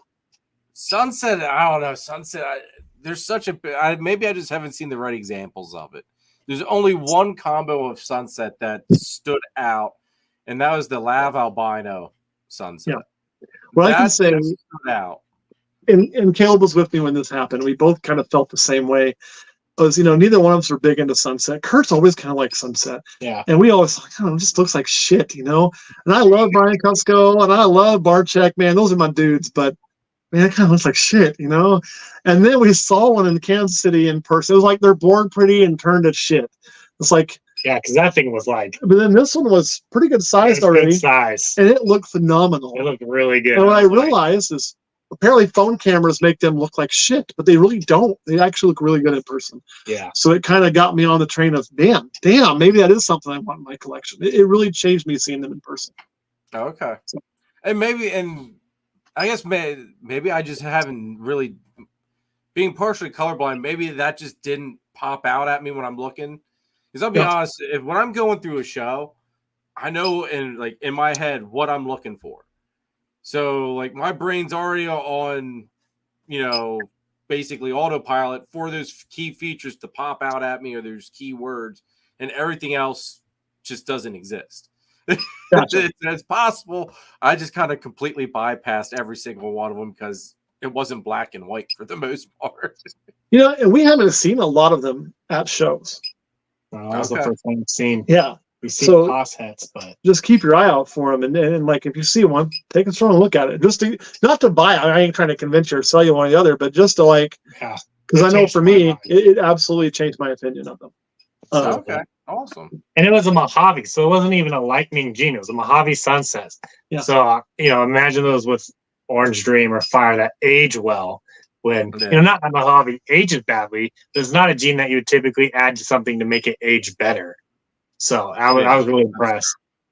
Yeah. All right. Any more before we hop up off of here? Say Skylar wants to know, Matt, when do you start breeding? Typically the very end of October, first part of November. I like to, and a lot of people say there's no season. I think that depends on where you live and how your setup is and how much of a season there truly is. I'm sure if we were breeding now, we'd be getting locks. I think the season gets longer the more animals you have. But we've kind of kept a little bit of a season just because I like to make sure that my males get a break. I want them to have several months off where they get a break and just get to eat and not have to think about, getting laid all the time. I don't want them to be a perpetual teenage year. So, see, this starting 24 season will make me basically be breeding all year long now. I've got females that are going all throughout the year. Like I said, I've got clutch 8 for the 23 season dropping. I've already got 2 girls that are about 20 to 25 mil follicles to start the 24 season off now. So it's just kind of like I had my incubator off this year for maybe 2 months tops. Other than that, it's got eggs inside of it. we're going to be pretty much in the same boat. I don't know if we'll shut down the main. We'll probably shut down the secondary. Because last year, I think our first set of eggs popped out in February. And our last set of eggs popped out in October. Okay. Yeah, see, for Clutch 1, see, it's funny, though, too. Clutch 1 starts the year off with Exantic stuff. My Pastel Exantic girl starts the year off. And now my OD Exantic girl is the one that's finishing the year off at the moment. So it's a nice way to start it. That's always kind of for us. Plus, I like to have a reset time. I need to have a little bit of a break. We're just working on eggs, and it'll clean all the tubs off on the front, and then we have like our own version of a holiday. It's like Olympus version of Festivus, if you were a fan of Seinfeld, called Pairing Day, and that's the day we literally sit and go through this room one by one as a group and select every single pairing for the year. And that day is coming up, so then we can start breeding.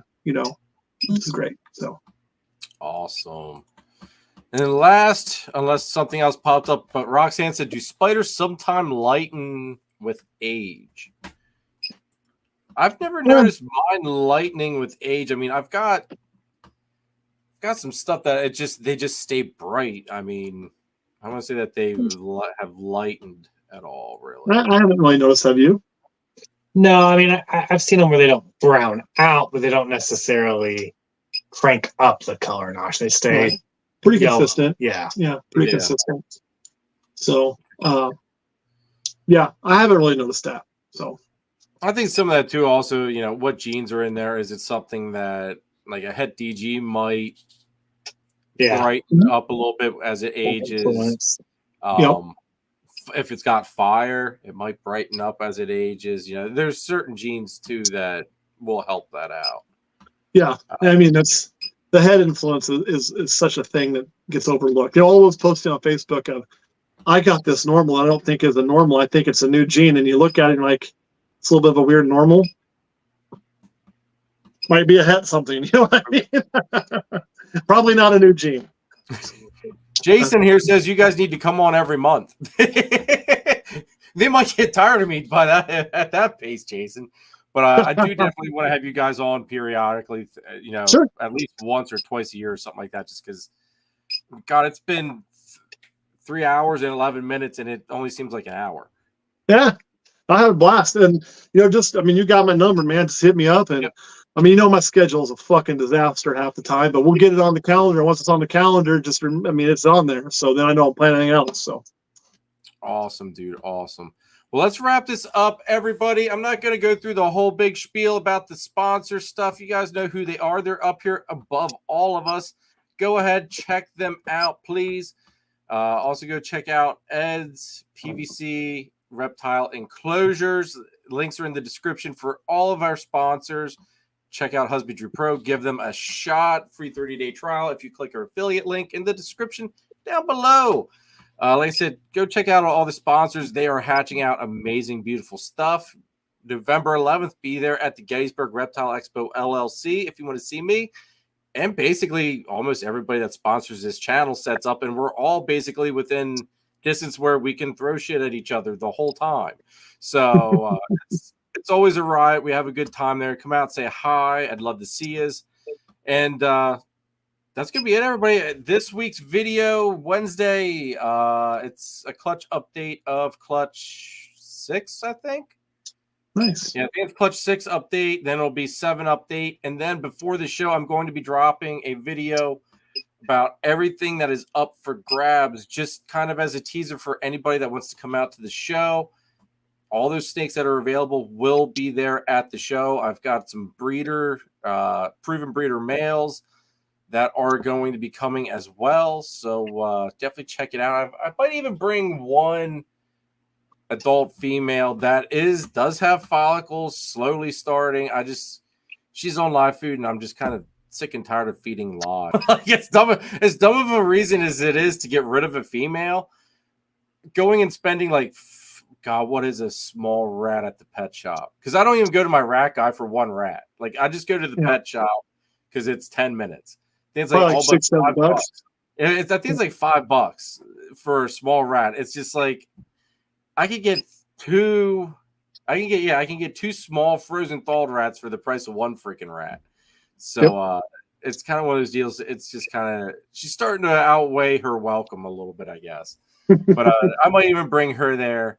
But everybody, thank you so much, Matt, Caleb. Thank you guys for coming on. I had a blast.